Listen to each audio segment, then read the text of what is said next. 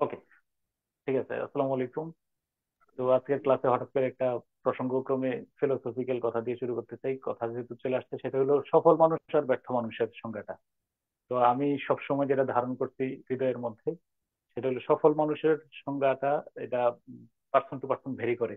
আমরা মনে করি সামাজিকভাবে খুব স্টেবল, খুব মানে ভালো পদ পদবীধারী, তিনি, তার অনেক ঐশ্বর্য আছে, সম্পদ আছে, অনেক জ্ঞান গরিমা আছে, তিনি সফল মানুষ।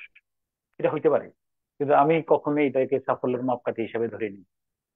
যদি তাই সফল মানুষ হইতো, তাহলে মাননীয় প্রধানমন্ত্রী যিনি আহ, পালিয়ে গিয়েছেন এতগুলো মানুষকে হত্যা করার পরে, তিনিও সফল মানুষ হইতেন। হারুন আঙ্কেলও সফল মানুষ হইতেন। বা যারা এখন পালাইতেছে, তারা কিন্তু সবাই সফল মানুষ ছিলেন। তাদের কোনো কিছু, কেউ কোনো কিছুর কি ঘাটতি ছিল? সব দিক দিয়ে তারা একদম টইটম্বুর ছিলেন, কিন্তু সফল মানুষ না। তো সফল মানুষ দেখবে যে একজন রিক্সাওয়ালাদের সেলুট দিচ্ছেন তিনি। তো হাওয়েভার মানে আমি সাফল্যের মাপকাঠিটা ধরি এভাবে: যার নাম শুনলে, যারে দেখলে, যিনি উপস্থিত হয়েছেন, তুমি প্যারা নাই, তোমার কাছে রিল্যাক্স, আর তিনি আসতেছেন, তোমার ভালো লাগতেছে, তিনি সফল মানুষ। আবার ধরো উম আসতেছে শুনলেই তোমার ঘাম ছিটা যায়, মনে হয় যে আরে কি একটা খেতালের মধ্যে আছি রে, আইসা মনে হয় চলে গেলেই খুব বাঁচি, তিনি ব্যর্থ মানুষ। এবার তার যাই থাকুক। তো এটা হলো তোমার, আমি দেখছি যে আমার এলাকার মধ্যে গেছি, বা ধরো আমার মামির কথাই বলি, কেউ কোনো পড়াশোনা নাই, বিশ্বাস করো উনি আসছে মানে আমার জন্য একটা রিল্যাক্স রিলিফ।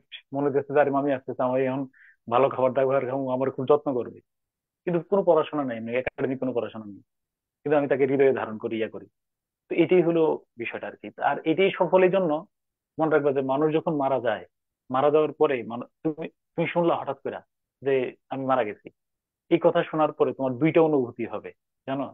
তুমি বলে আরে একটা টাউট টাইপের লোক ছিল রে, এই কেমনে কথা বলতো, ঠিক আছে, মানে একটু মানে এই একটা আসবে। আর দ্বিতীয়ত ইস, ইস মানে ভিতর থেকে একটা ইস চলে আসবে। তো দুইটা বিষয়, তো ওই মানুষ তুমি যদি রন্ধ্রে রন্ধ্রে সে ফিল করে, এটা মনে হয়, আমার কাছে মনে হয় একটা মুক্তির ওয়ে আর কি, নাজাতের ওয়ে। হ্যাঁ, এটা আমি বিশ্বাস করি এবং এটাই সত্য। তো ওই যে এটাই কিন্তু মরিলে হাসিবে তুমি কাঁদিবে ভুবন। তো হাওয়েভার মানে ইজি গোয়িং ম্যান। তুমি যদি প্রফেট মোহাম্মদ ইসলামের বায়োগ্রাফি পুরাটা স্টাডি করো খুব ভালোভাবে, বিহেভিয়ারিয়াল দিকটা, আমরা কিন্তু নামাজ রোজা এগুলা নিয়ে খুব বেশি ব্যতিব্যস্ত থাকি। আমরা হাত বাঁধা নিয়ে ইয়া করি, ঈদ মিলাদুন্নবীতে ঈদ বলা যাবে কি যাবে না, এই সমস্ত বাহ্যিক বিষয় নিয়ে বেশি বলি। কিন্তু মনে রাখবা 80% যে কনসেপ্ট ইসলাম ধর্মের মধ্যে, এটা হলো বিহেভিয়ার। ইভেন তোমার এই আমার এই প্রসঙ্গের শেষ কথা বলে রাখি, হাসরের ময়দানে হযরত মুহাম্মদ বলছেন সবচেয়ে বেশি যে ভারী আমল নামা হবে, সেটা কিন্তু তিনি নামাজ রোজা হজ জাকাত দান সদকা, এই বন্যায় ত্রাণ, এগুলো কোনোটাই বলেন নাই। তিনি বলছেন হুসনুল খুলুক, উত্তম আচরণ। মানুষের সাথে তুমি উম, প্রাণান্ত চেষ্টা করবা যে তার সাথে রুড আচরণ না করার জন্য। সে ভুল করছে, সে অনেক বড় গলত করছে, তারপরে তুমি চাইবা তার সাথে সফট আচরণ করার জন্য। রুড আচরণ সেটার প্রেক্ষাপট ভিন্ন, মানে যেটা যার সাথে, এটা তো রুড আচরণ মানে কি, ধরো অন্যায় কাজ করতেছে, আমিন মন কারান ফালি ইউগাইয়িরহু বিয়াদিহি, যে অন্যায় করতেছে হাত দিয়ে প্রতিবন্ধকতা দেয়া, সেটা ভিন্ন বিষয়। হাত দিয়ে না দিতে পারলে মুখ দিয়ে বলা, মুখ না দিয়ে দিলে ঘৃণা করা, আমরা এর আগে যে ঘৃণার কাজটা করে আসছিলাম। তো হাউএভার এই আমার প্রথম কথা হইলো মানে আচরণগত যে সফটনেস, এটা তোমার ব্যক্তিত্ব ব্যক্তিত্বকে বাড়াবে, এবং আমার মনে হয় যে এটা ওসিলা হিসাবে কাজ করবে, যে বিপদে আপদে পড়লে বলবো যে আল্লাহ, আমি তার সাথে তো ভালো আচরণ করছিলাম। ওকে, ডান। দ্বিতীয়টা হলো উম, তৃতীয় প্রসঙ্গটা হলো মন খারাপ না হওয়ার কিছু ফিলোসফি আছে। এই ফিলোসফিটা বললে আমি ইয়ে করবো। এটাকে বলা হয়, তুমি তুমি গাজালির ফিলোসফি ধারণ করো। এটা হলো হুব্বু ফিল্লাহ আর বুগদু ফিল্লাহ। আমি তোমার গাজালি আর দাসেস মালকি দুইটা ধর্ম আর লিটারেচার মিলে এই কথা বললে আমরা ক্লাসে চলে যাবো। একটা হলো হুব্বু ফিল্লাহ, একটা হুব্বু ফিল্লাহ শব্দটা লেখা রাখো, হুব্বু ফিল্লাহ। আর একটা হলো বুগদু ফিল্লাহ, বুগদু ফিল্লাহ। হুব্বু ফিল্লাহ মানে হলো কাউকে ভালোবাসা। ধরো কি জন্য ভালোবাসবা? কাউকে উপকার করা। শোনো, ডাচেস অব মালফির লেখা, শুনো, ডাচেস অব মালফি, জন ওয়েবস্টারের লেখা। ডাচেস অফ মালফির যে নায়িকা ডাচেস যে ছিলেন, উনাকে কারণে অকারণে, বিনা কারণে ত্যক্ত উত্তক্ত করতো মেকিয়েভিলিয়ান ক্যারেক্টার খেত বোতলা। মেকিয়েভিলিয়ান ক্যারেক্টার তোমরা জানো, যে সেলফিশ ক্যারেক্টার, নিজের স্বার্থ চরিতার্থ করার জন্য যা ইচ্ছা তাই করতে পারতো। তো এই প্রচন্ড উত্তক্ত করতো, প্রচন্ড রকমের, দেখবে যে তাকে পেইন পিড়ার মধ্যে রাখতো, কিন্তু তার মন খারাপ হইতো না, তবু সে ভালো কাজ করতো। তখন ক্যারেক্টার, কোন একটা ক্যারেক্টার তাই বলতেছিল যে তোমার এত বেশি প্যারা দেয়, তারপরে তুমি, তোমার মন ভালো থাকে কিভাবে, তুমি এত ভালো কাজ কিভাবে করো? তখন ডাচেস বলছিল যে আমি যে ভালো, বর্তমান সময়ে, ওই সময়ের মধ্যে কি বলছে, এই সময়ের মধ্যে ভালো কাজের সবচেয়ে বড় রিওয়ার্ড হইলো কি বলতো, আমি যে ভালো কাজটা করেছি তার কারণে আমার অন্তরের পরিতৃপ্তি। আমি হুবহু লাইনটা তোমার বলতে পারবো না, ভুলে গেছি, মানে লাইনটা এরকম ছিল, আমি যে ভালো কাজ, আমার ভালো কাজের রিওয়ার্ড কি, আমি যে তার জন্য ভালো কাজটা করছি, এই ভালো কাজের কারণে যে আমি অন্তরের ভিতরে পরিতৃপ্তি লাভ করেছি, এটা হলো সবচেয়ে বড় রিওয়ার্ড। আর এটার সাথে তুমি গাজালির ফিলোসফি বলো, তুমি, আমরা মানুষের উপকার করি, শোনো, তোমারে আমি বন্যার সময় ত্রাণ দিলাম, 1 লাখ টাকা ধার দিলাম, আমি আবার প্রত্যাশা করি তুমি আমার সাথে আবার ত্রাণ দিবা, তুমি আমার আবার ফিডব্যাক দিবা।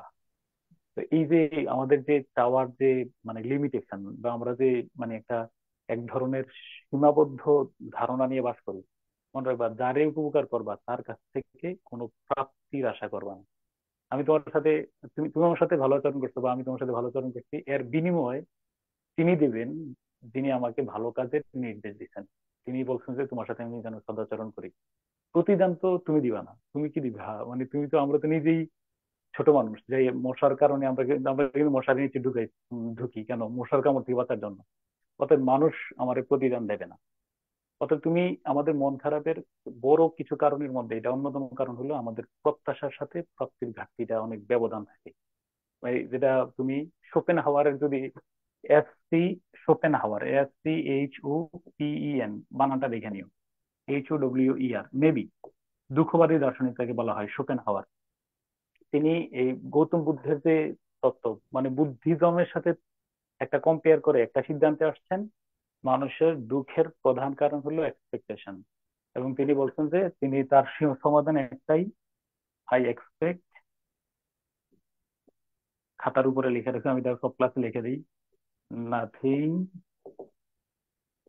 ফ্রম ইউ, ফোকাস করে লেখা রাখো, এটা হলো secret of happiness, of happiness, happiness. কিন্তু এইটা তখন আমরা পারি না। আমি প্রত্যাশা করছি যে তুমি আমার সালাম দিবা, তুমি সালাম দাও নাই, চলে গেছো, দেখা না দেখার ভান করে চলে গেছো। হয়তো কোনো তোমার তারা ছিল, আমার সারাদিন মাটি, কেমন পোলাপান পড়াইলাম, এত দেখছো আমার ইগনোর করে গেল। ইস, এই যে সালাম প্রত্যাশা করা, মোহাম্মদ ইসলামের ভাষায়, আল ইয়াদুল উলিয়া খৈরুম মিনাল ইয়াদিস সুফলা, আপার হ্যান্ড, এটাও লেখা রেখো, লাস্ট কথা আজকে, হঠাৎ করে ফিলোসফিতে চলে গেছি ক্লাসে। ইয়াদুল উলিয়া খৈরুম মিনাল, অর্থটা একদম ইংলিশে বলো,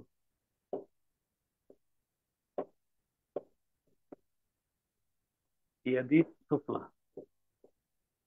অর্থ কি বলো? এটা স্যার অনেক কঠিন ধারণ করা, স্যার অনেক কঠিন। আর চারটিখানি বিষয় না, তুমি এই এক্সপেকটেশন কমাই ফেলবা, তো এটা, এটা চর্চার বিষয়।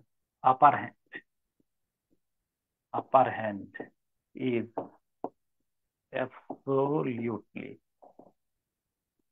Better than the LOWR, lower hand. অসাধারণ কথা, তুমি চিন্তা করছো? বলছে এটা না, শুধু আশা করে থাকবো মানুষ তোমারে আহার মিষ্টি মিষ্টি করে কথা বলবে, এটা বলে নাই, বলছে উপরে থাকো, তুমি কইব, তুমি বলবা, প্রত্যাশাটা কমাই ফেলো। এই যে আল ইয়াদুল উলিয়া খায়রুম মিনাল ইয়াদিস সুফলা, এটা বাদ দাও। আমারে দেন, আমার সাথে ভালো আচরণ করেন, আমার সালাম দেন, আমার টাকা পয়সা দেন, আমার ভাত পাক করে খাওয়াই দেন, হুম, এটা আগে তুমি খাও, আমার এটা আমি আছি। কি চিন্তা করছো ফিলোসফিটা কি? তো হাওয়েভার, ওই যে শোপেনহাওয়ারের সেই কথা, I expect nothing from you, তুমি সালাম দিবে না, ও আমার সাথে কথা মানে ও আমার চাহিদা মতো কাজ করবে না, এটা তো স্বাভাবিক, এটাই সৌন্দর্য। আমি বুঝতে পারছি তোমার। স্যার এখানে একটা কথা ছিল স্যার।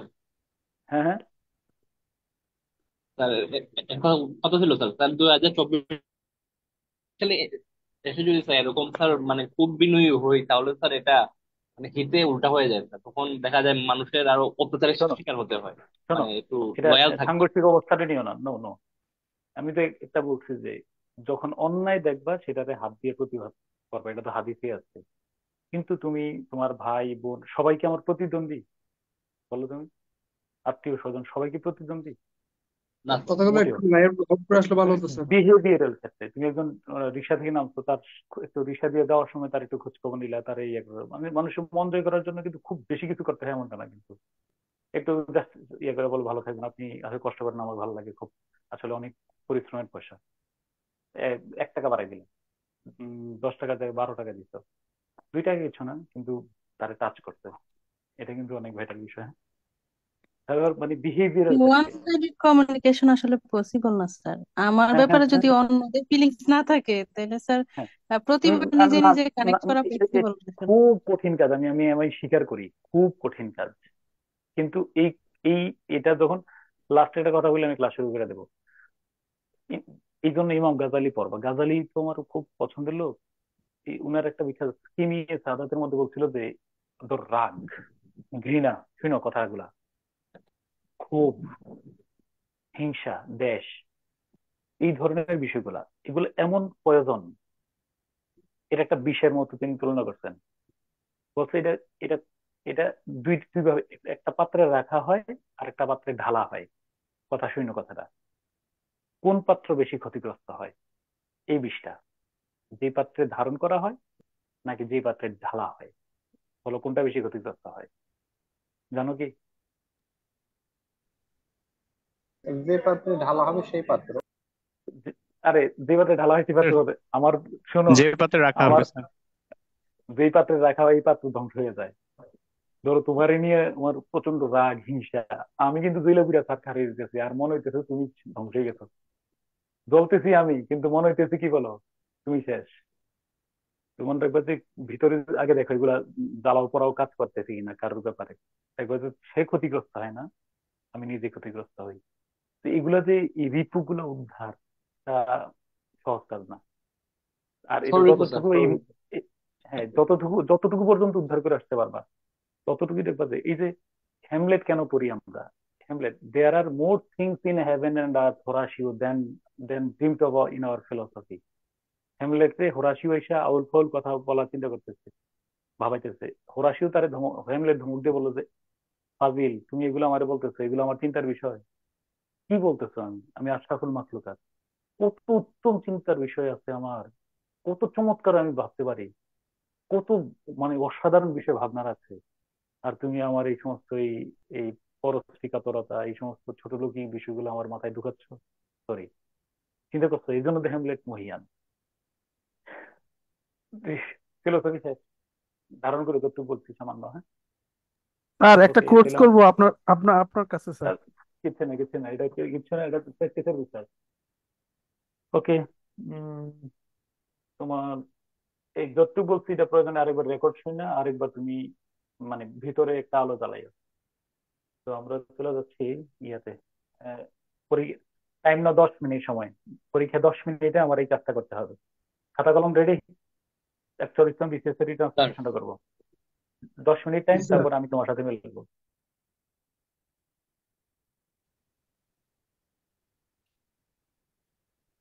একজন একটু পড়ে শোনো দ্রুত, কারণ আমার হাতে কেউ লেখা শুরু করবে না।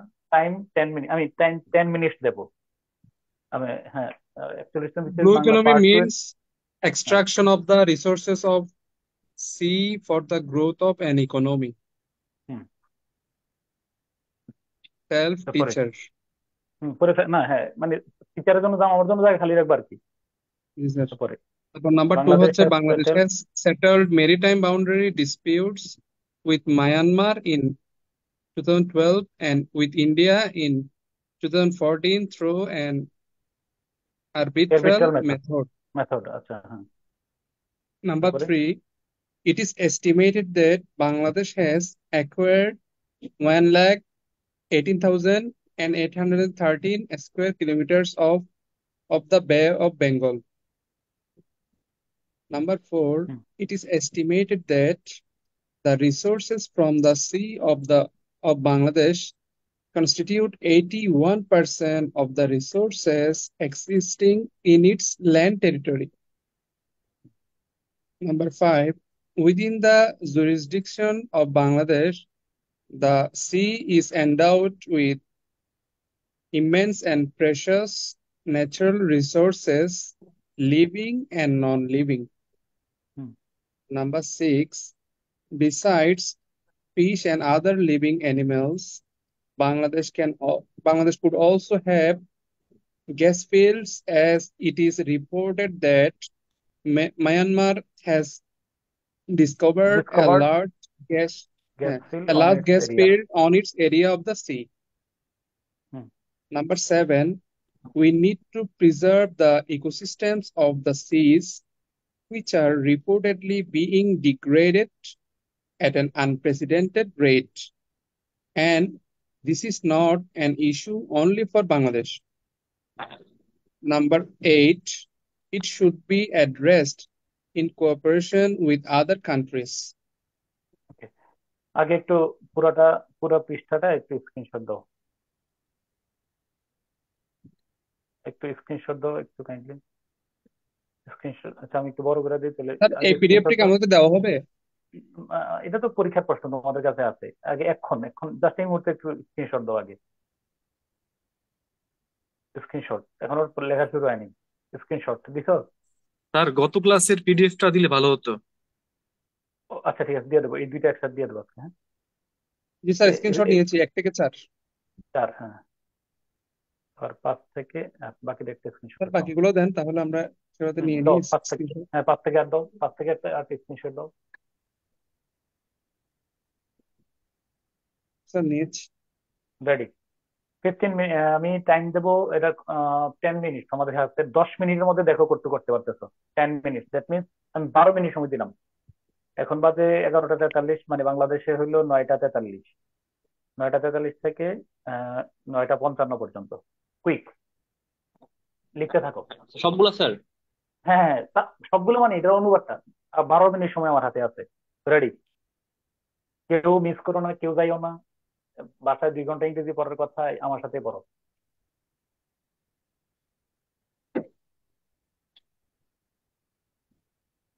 স্যার লিখে করবো না, জাস্ট খালি ট্রান্সলেট অর্থ অর্থ অর্থ লেখা দিল, জাস্ট অর্থটা লিখো দ্রুত, সময় নাই, দ্রুত।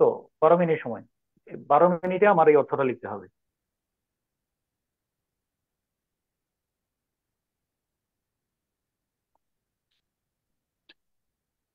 যেহেতু আরো 2 মিনিট বাড়াই দিলাম, 57তে আমরা সময় দিলাম, মানে 9টা 57 পর্যন্ত।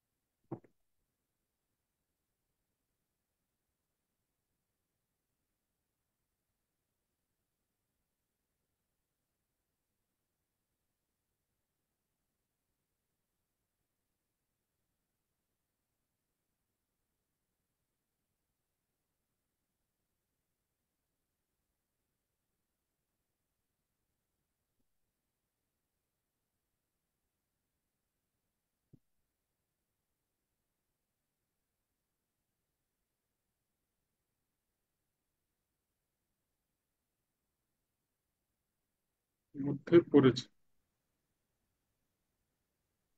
4 পর্যন্ত, হ্যাঁ, ওকে।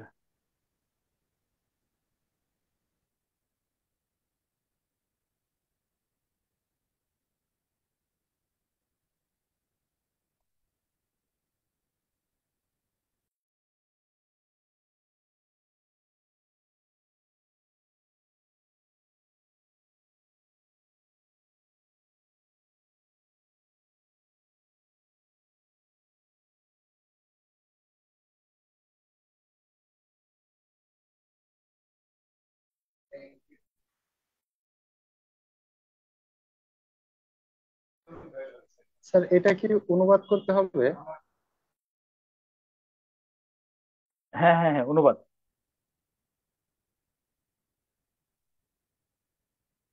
আরো কিন্তু 5-7 মিনিট টাইম আছে। আমার মনে হয় যে অনেকে আগে করে ফেলতেছে, আলহামদুলিল্লাহ।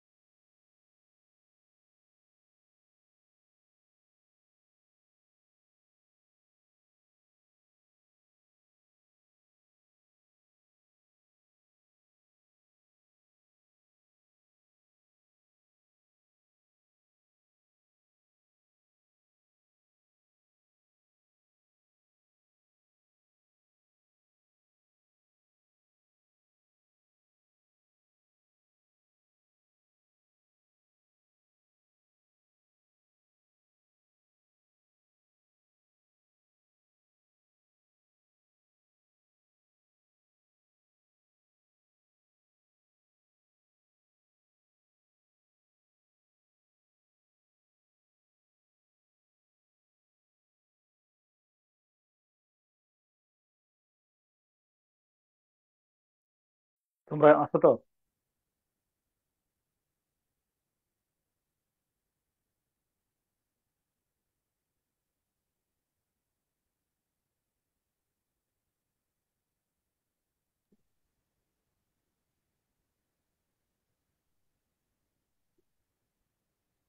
একটু আওয়াজ টাওয়াজ করো তোমরা। জি স্যার, আছি স্যার। ঠিক আছে, ঠিক আছে। আর 2 মিনিট।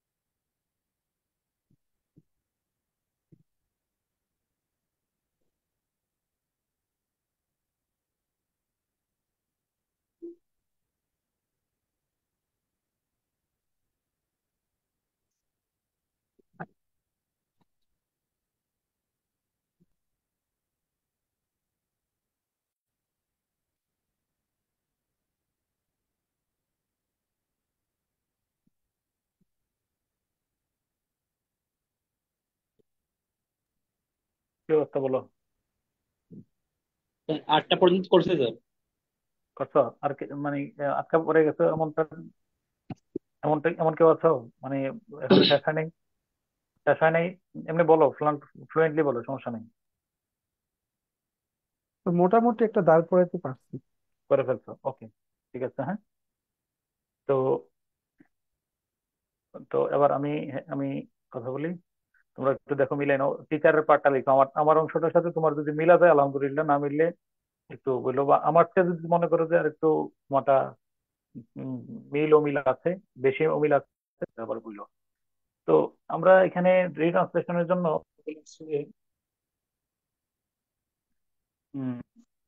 তোমার আহ, ওই যে calling goes to school every morning by rickshaw, তাই না? আর অনুবাদের ক্ষেত্রে আমরা কিন্তু বিশেষভাবে অর্থের দিকে নজর নজর রাখবো, গতিটার দিকে নজর রাখবো যেন গতিটা ভালো থাকে। তো blue economy means extraction of the rock. আমি একটু হুম। তো এটা যদি আমরা শেষ থেকে শুরুর দিকে যাই তাহলে কেমন হয়? সুনীল অর্থনীতি সাবজেক্ট অর্থ দিলাম। সুনীল অর্থনীতি বলতে, বলতে শব্দটার সহায়ক শব্দ। সুনীল অর্থনীতি বলতে উম, বা ব্লু ইকোনমি বলতে, ব্লু ইকোনমি বা সুনীল অর্থনীতি বলতে শেষে চলে যাই, অর্থনীতির প্রবৃদ্ধির জন্য, মানে অর্থনৈতিক প্রবৃদ্ধির জন্য, অর্থনৈতিক প্রবৃদ্ধির জন্য সুনীল অর্থনীতি বলতে অর্থনৈতিক প্রবৃদ্ধির জন্য। ঠিক আছে। তারপরে সমুদ্রের সম্পদের, তাহলে আমরা বলতে পারি একসাথে যে সামুদ্রিক সম্পদের এক্সট্রাকশন মানে আহরণকে বোঝায়, আহরণকে বোঝায়। এটা কিন্তু অর্থটা না বুঝলে এটা কিন্তু আনএভয়েডেবল ওয়ার্ড। এই শব্দের অর্থ না জানলে তোমার মূল অর্থটা দাঁড় করাইতে সমস্যা হবে। তার তো এবার অর্থনৈতিক হচ্ছে যে প্রবৃদ্ধির সুনীল লক্ষ্য লিখেছি অর্থনীতি আমি। বলতে অর্থনৈতিক প্রবৃদ্ধির জন্য সামুদ্রিক তার লক্ষ্যে লিখছি। সম্পদের আহরণকে বোঝায়। ঠিক আছে। স্যার আমি যেটা লিখেছি ওটা কি একটু বলি স্যার, হয়েছে কিনা দেখার জন্য বলতো একটু, হ্যাঁ বলবো। বলো। সবুজ অর্থনীতি বলতে অর্থনীতির প্রবৃদ্ধির জন্য সমুদ্র সম্পদ আহরণকে বোঝায়। হ্যাঁ, অফকোর্স। ঠিক আছে। শেষের দিক থেকে শুরুর দিকে আসলে হয়ে যাচ্ছে, কিন্তু এটা একটা মজার বিষয়। স্যার হ্যাঁ, আমি কি স্যার বলতে বলতে স্যার, হ্যাঁ বলো। স্যার সুনীল অর্থনীতি মানে সকল উৎস ব্যবহারের মাধ্যমে একটি অর্থনীতি প্রবৃদ্ধিকে বোঝায়, এগুলো লিখছি স্যার। ভালো হয় নাই, কি না, কতটুকু না, স্যার? না, তা তো আরেকবার বলো কি লিখছো। স্যার সুনীল অর্থনীতি মানে সকল উৎস ব্যবহারের মাধ্যমে অর্থনৈতিক প্রবৃদ্ধিকে বোঝায়। কেন সকল উৎস পাইছো কই এখানে? না, অবশ্যই না। এটা তোমরা সোর্স না তো। রিট্রান্সলেশন। Resources sir. আহরণের হ্যাঁ, জায়গায় নিষ্কাশন দিলে স্যার কি এখানে হবে? স্যার এক্সট্রাকশন যেহেতু আছে স্যার, আহরণ বাটে নিষ্কাশন বলো যাই বলো, এই যে আমি একটা পুরো অর্থ বলতেছি যে সুনীল অর্থনীতি বলতে, বলতে শব্দটারে গোলদাগ দিয়ে লেখা রাখো সহায়ক শব্দ। সুনীল অর্থনীতি বলতে অর্থনৈতিক প্রবৃদ্ধির জন্য, এই যে স্পষ্ট লেখা আছে অর্থনীতির প্রবৃদ্ধির জন্য সামুদ্রিক মানে সমুদ্রের সম্পদের আহরণকে বোঝায়। ঠিক আছে। আমি ব্লু স্যার এটা ইকোনমি লাস্টে এনে ডেফিনেশন। অর্থনৈতিক প্রবৃদ্ধির জন্য সামুদ্রিক সম্পদের নিষ্কাশনী সুনীল অর্থনীতি এইভাবে লিখছি। ফাইন, শিওর, তুমি একদম নোট 4 ফলো করছো। শেষ থেকে শুরু যদি করো যে অর্থনৈতিক প্রবৃদ্ধির জন্য, খেয়াল করে দেখো, সামুদ্রিক, অর- স্যার। অর্থনৈতিক প্রবৃদ্ধির জন্য সামুদ্রিক সম্পদের আহরণকেই সুনীল অর্থনীতি বলা হয়। অ্যাবসলিউটলি। জি, স্যার। হুম। স্যার 2 অর্থনৈতিক নম্বরে। প্রবৃদ্ধি অর্জনের জন্য স্যার বলা যাবে না স্যার? হ্যাঁ, কি? স্যার অর্থনৈতিক প্রবৃদ্ধি অর্জনের জন্য। অর্থনৈতিক প্রবৃদ্ধি অর্জনের জন্য, হ্যাঁ সমস্যা নাই, তাতে সমস্যা নেই, জন্য টন্য তো সমস্যা নেই। দেখো মানে আমি বলে রাখি, মুদ্রা কথা হলো তুমি আমার নিয়মের সাথে পুরা সাংঘর্ষিক হয়েছে কিনা দেখো, আনলে ওকে। এরপর পরের লাইনটা বলতেছি, ধরো আমি একটু আবার। সহায়ক শব্দ হিসেবে স্যার দেশের অর্থনৈতিক প্রবৃদ্ধির জন্য বলা যাবে, দেশের অর্থনৈতিক প্রবৃদ্ধির জন্য। হ্যাঁ, তা ঠিক আছে, সমস্যা নেই। ওকে, 2 নম্বরে। আহ, বাংলাদেশ হ্যাজ সেটেলড, দেখো এবার আমি বলতেছি, মিলে নাও। বাংলাদেশ না, বাংলাদেশ ছিল subject, Bangladesh has settled, Bangladesh has settled হলো ভার, maritime boundary disputes with Myanmar in 2012 and with India in 2014 through an arbitral method. Arbitral method মানে এটা যদি আরবিট্রাল মেথড হলো, এটা তুমি যদি সালিসের মাধ্যমে। বিচারিক দাঁড়াও আমি বলে রাখি, প্রক্রিয়া। স্যার বিচার প্রক্রিয়া। আরবিট্রাল মেথড এগুলা স্যার পুরোটাই একটু হলো, বলেন। আমি এটা তুমি সালিসি পদ্ধতি তখনই বের করতে পারবা যদি তোমার ব্লু ইকোনমি সম্পর্কে বাস্তব জ্ঞান কিছুটা থাকে। তাহলে আমার মনে হয় যে আরবিট্রাল মেথডের সালিসি পদ্ধতি এই শব্দটা টার্মটা আসবে। আমি কি আমার কথাটা ঠিক আছে কিনা বলো? মানে ব্লু স্যার ইকোনমি বিচার সম্পর্কে জি স্যার তোমার বলা বাংলা যাবে। জ্ঞানটা থাকে, তখনই তোমার এই ধরনের প্রাসঙ্গিক শব্দটা আসবে। আমি কি ঠিক বলছি? জি জি স্যার। স্যার। একদম কারেক্ট। বাংলাদেশ, দেখো আমি বাংলাদেশের অর্থ করে ফেললাম আগে, আমার নিয়ম অনুযায়ী আমি শেষে চলে যাই। বাংলাদেশ সালিসি পদ্ধতির মাধ্যমে, বাংলাদেশ সালিসি পদ্ধতির মাধ্যমে। এরপর 2টা ঘটনা দিয়ে আছে, 2004-14 একটা ঘটনা, 2012 একটা ঘটনা। তাহলে আমি 12টাকে নিয়ে আসি, এন্ড দিয়ে 2টা ঘটনা বর্ণনা করছে, করিম এন্ড রহিম। তাহলে আমি কি করিম আনি? তাহলে 2012 সালে মিয়ানমারের সাথে এবং 2014 সালে ভারতের সাথে, তাই তো? এরপরে মেরিটাইম বাউন্ডারি ডিসপিউটস, সমুদ্র সীমা বিরোধ, সমুদ্র নিষ্পত্তি। সীমা বিরোধ সেটেল করেছে, মানে নিষ্পত্তি করেছে। তাহলে বাংলাদেশ সালিসি পদ্ধতির মাধ্যমে 2012 সালে মিয়ানমারের সাথে এবং 2014 সালে ভারতের সাথে সমুদ্র সীমা বিরোধ নিষ্পত্তি করেছে। আর আপত্তি আছে? স্যার স্যার স্যার আমি যেটা আমরা করেছি স্যার একটু বলি। বিচার প্রক্রিয়া বলছি স্যার, স্যার আমি বাকি সেন্টেন্স ঠিক আছে স্যার। অ্যাবসলিউটলি অ্যাবসলিউটলি, বিচার প্রক্রিয়া তো সালিসি পদ্ধতি। আমি বলছি যে সালিসি শব্দটা। স্যার হুম। স্যার আমি লিখেছিলাম যে বিচার প্রক্রিয়ার বাংলাদেশ বিচার প্রক্রিয়ার মাধ্যমে 2012 সালে মায়ানমারের সাথে এবং 2014 সালে ভারতের সাথে সমুদ্র সীমা বিজয় লাভ করে। বিরোধ সমুদ্র বা সীমা এখানে কি? বিজয় না, সমুদ্র সীমা বিজয় না বইলা সমুদ্র ডিসপিউট মানে বিরোধ, বিরোধ নিষ্পত্তি করছে। মানে এটা স্যার হলো যে আমি বিরোধটা একটু ছিল বলি স্যার। সেটা ওকে স্যার। সমাধান। এটা জয়, দুই পক্ষেরই জয় আছে এখানে। স্যার বিরোধ না বলে মীমাংসা বলা স্যার যাবে। বাংলাদেশ বিচারিক প্রক্রিয়ায় 2012 ও 2014 সালে ভারত ও মিয়ানমারের সাথে বিরোধপূর্ণ সমুদ্র সীমা অর্জন করেছে। তো না, এটা কি 12 হবে? 14 সালে যদি বলো এমনি আলাদা, তাহলে তো তাও তো অর্থের ঘাটতি থাকতেছে। 12 14 সালে কোনটা হয়? বরং আমি 2012 সালে স্যার মিয়ানমারের সাথে এবং 2014 সালে ভারতের সাথে, তাহলে তোমার স্পেসিফিক্যালি স্যার আমরা জানতে এখানে পারি কত সালে কারটার আন্তর্জাতিক সাথে। সীমারেখা পদ্ধতি, স্যার এখানে আন্তর্জাতিক সীমারেখা পদ্ধতিতে বলা যাবে না। না, এরবিট্রাল বাংলাদেশ মেথড হলো আন্তর্জাতিক সীমারেখা সালিসি পদ্ধতি। পদ্ধতিতে। সালিসি পদ্ধতি, এরবিট্রাল মেথড। ওকে। স্যার স্যার আমি সালিসি লিখেছি পদ্ধতিতে তো বিচারিক পদ্ধতি, মানচিত্র বিচারিক পদ্ধতি, সালিসি পদ্ধতি। তবে আমরা সালিসি শব্দটা তারাই আনতে পারবো যারা ব্লু ইকোনমি রচনাটা বাংলা একবার পড়ছি। স্যার আমি স্যার লিখেছি সালিসি যে কথাটা বলার পরে স্যার মানে চিন্তা করতেছিলাম কি এটা হবে কিনা সালিসি কথাটা হ্যাঁ হ্যাঁ, সালিসি। এটা কনফিউশন বাংলা ছিলাম। রচনা যদি পড়ো অবশ্যই এখানে সালিসি পদ্ধতি দেয়া আছে। আমার কথা ঠিক থাকলে একজন বলো হ্যাঁ বা না। জি স্যার। জি জি স্যার। জি স্যার, ঠিক আছে। সালিসি প্রক্রিয়ার কথা শেষের দিকেও ব্যবহার করা যাবে কি? স্যার না, এখানে আমি শোনো, ঘটনা হচ্ছে আমি স্যার তোমার সালিসি বলে রাখি, প্রক্রিয়া এটা অনুবাদ, ফোনে আসে না অনুবাদের স্যার। ক্ষেত্রে আমি যে না প্রক্রিয়াটা না অনুসরণ করতে বলছি না, তা জি স্যার। সাবজেক্ট ধরে সালিসি শেষ থেকে পদ্ধতিতে শুরুর পড়ো বললে দিকে এটা আসো, সুন্দর হয় না স্যার অথবা বাক্যটা। সরাসরি শেষ থেকে শুরুর দিকে আসো, অনুবাদ সুন্দর হবেই, এটা শিওর। স্যার স্যার আপনারা ঠিক আছে। স্যার স্যার আমি যেটা লিখেছি সেটা হচ্ছে যে বাংলাদেশ 2012 সালে মিয়ানমারের সাথে এবং 2014 সালে ভারতের সাথে সালিসি পদ্ধতিতে সমুদ্র সীমা বিরোধের নিষ্পত্তি করে। ওকে, সমস্যা নেই, কি হয়েছে কিন্তু, নো প্রবলেম, অ্যাবসলিউটলি ওকে। তারপর ইট ইজ এস্টিমেটেড দ্যাট, এটা অনুমান করা হয় যে, অনুমান করা, আমি এটা দিতে চাই না, ইট ইজ এস্টিমেটেড দরকার নেই তো, এটা হলো এটার বলা হয় তোমার অনুমান করা হয়, এটাতে আর ইটটার অর্থ দরকার নাই। অনুমান করা হয় বাংলাদেশ, শেষে চলে যাও, বাংলাদেশ সাবজেক্ট ধরলাম, শেষে চলে যাই, বাংলাদেশ বঙ্গোপসাগরে 1,18,813 কিলোমিটার, 13 বর্গ কিলোমিটার অর্জন করেছে। ঝামেলা নেই। এটাও অনুমান করা হয়, আরো অনুমান করা হয়। আমি এখানে আরো শব্দটা সহায়ক শব্দ দিতে চাই, কারোর আপত্তি আছে কিনা বলো। স্যার আগে 3 না স্যার। নাম্বারটা শেষ করেন। না স্যার। 3 নম্বরটাতে বললাম অনুমান করা হয়, অনুমান করা স্যার আপনি হয় যে এখানে সহায়ক শব্দ হিসেবে স্যার এলাকা শব্দটা আনছি, মানে 1,18,813 বর্গ কিলোমিটার এলাকা অর্জন করেছে। আহ, এত কিলোমিটার এলাকা, তো সমস্যা নেই, স্যার সহায়ক শব্দ হিসেবে স্যার। সমস্যা নেই। তা অর্থ তো সাংঘর্ষিক না, কথা ঠিক আছে। আরো অনুমান করা হয়, হ্যাঁ, আবার এটাও অনুমান করা হয়, এটাও আরো যেটা দাও, যে the resources from the sea of Bangladesh, এই বাক্যের এই অংশটার অর্থ আহ, দাঁড়াচ্ছে বাংলাদেশের সমুদ্রের সম্পদ। আমরা একসাথে বলবো বাংলাদেশের সামুদ্রিক সম্পদ। তাহলে এটা হলো সাবজেক্ট, বাংলাদেশের সামুদ্রিক সম্পদ। এরপর আমার চলে যাওয়ার কথা শেষে, আহ শেষে কি আসছে, তোমার ইটস ল্যান্ড টেরিটরি, মানে ইটস ল্যান্ড টেরিটরি মানে কি, দেশটির স্থলভাগে, এক্সিস্টিং বিদ্যমান, they existing in its land territory.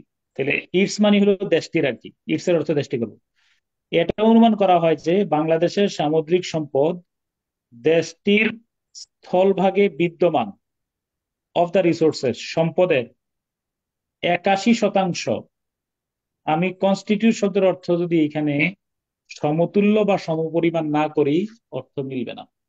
অর্থাৎ এই বাক্যের অর্থ হচ্ছে আহ এটাও অনুমান স্যার করা আমি হয়, স্যার এটা আমি একটু এটাও অনুমান অনুমান করছি করা হয়, তার আমি বলি এটাও অনুমান করা হয় বাংলাদেশের সামুদ্রিক সম্পদ দেশটির স্থলভাগের, কি বলো, স্থলভাগে বিদ্যমান সম্পদের 81% সমপরিমাণ। স্যার স্থল অর্থাৎ সম্পদের বাংলাদেশে, আমি বলি 81%। কথাটা শুনে নাও আরেকবার, বাংলাদেশের সমুদ্র সীমায় যে সম্পদ আছে সেটা বাংলাদেশের স্থলভাগে 81% যে সমান, যে সমপরিমাণ যে সম্পদ আছে, ঠিক সমপরিমাণ সম্পদ বাংলাদেশের জলভাগে আছে। এবার বলো, এখানে অনেকে তালগোল পাকাইছো আমি জানি, কারণ স্যার আমি কনস্টিটিউট করেছি এটা অনুমান স্যার করা একটু হয় যে বলবো স্যার। বাংলাদেশের সমুদ্র থেকে প্রাপ্ত সম্পদের পরিমাণ স্থলভাগে বিদ্যমান সম্পদের 81%। কেন প্রাপ্ত সম্পদ পাইছো কই আমাদের? স্যার স্যার আমি এই যে একটু লিখছি যে এটা ধারণা স্যার করা হয় যে রিসোর্সেস অফ সি।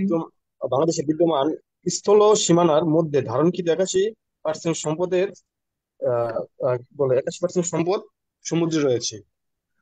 না, সমুদ্র রয়েছে তো না। আরেকবার খুব ভালো করে খেয়াল করে দেখো, ইট ইজ এস্টিমেটেড দ্যাট, এটা অনুমান করা যায় তার the resources from the sea of Bangladesh. বাংলাদেশের, তুমি যদি বলো বাংলাদেশের 81% ইয়া সমুদ্রে আছে, তাহলে কেমনে হইল? মানে এটা হলো তোমার কনস্টিটিউট শব্দটার স্থলভাগে এখানে উপযোগী ধারণকৃত একটা স্যার, অর্থ ধারণ করতে স্থল, হবে। হ্যাঁ স্থলভাগে স্যার ধারণকৃত। আমি সমপরিমাণ লিখি। হ্যাঁ, সমুদ্রে সমপরিমাণ রয়েছে। বা সমতুল্য শব্দটা এটা এটা এখানে বেশি খাপ খাবে। স্যার অন্য আবার একটু যেটাই করো বলবেন অর্থটা প্লিজ। সিম্পল অর্থ। স্যার আবার একটু বলবেন প্লিজ স্যার। আমি আবার বলি, দেখো, এটাও অনুমান করা হয়, খেয়াল করে দেখো, আগের লাইনে বলছে এটা অনুমান করা হয় যে বাংলাদেশ এত কিলোমিটার, এত বর্গ কিলোমিটার অর্জন করছে, নতুন ভাবে অর্জন করছে, কোনো সমস্যা নাই। এটাও অনুমান করা হয় যে বাংলাদেশের সামুদ্রিক সম্পদ, খেয়াল করে দেখো, the resources from the sea of Bangladesh, বাংলাদেশের সামুদ্রিক সম্পদ দেশটির স্থলভাগে বিদ্যমান, তো এক্সিস্টিং বিদ্যমান সম্পদের 81%, মানে কনস্টিটিউট, মানে এখানে কনস্টিটিউট অর্থ যাই হোক, এখানে যদি সমান। সমতুল্য বা সমপরিমাণ অর্থ না করো, অর্থ সাংঘর্ষিক হবে। জি স্যার। স্যার এমন করলে হবে?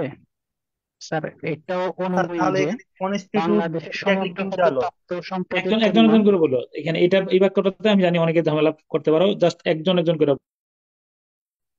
স্যার এভাবে করলে হবে কিনা যে এটাও এছাড়াও অনুমেয় যে বাংলাদেশের সমুদ্র হতে প্রাপ্ত সম্পদের পরিমাণ স্থল সীমায় প্রাপ্ত সম্পদের প্রায় 81%।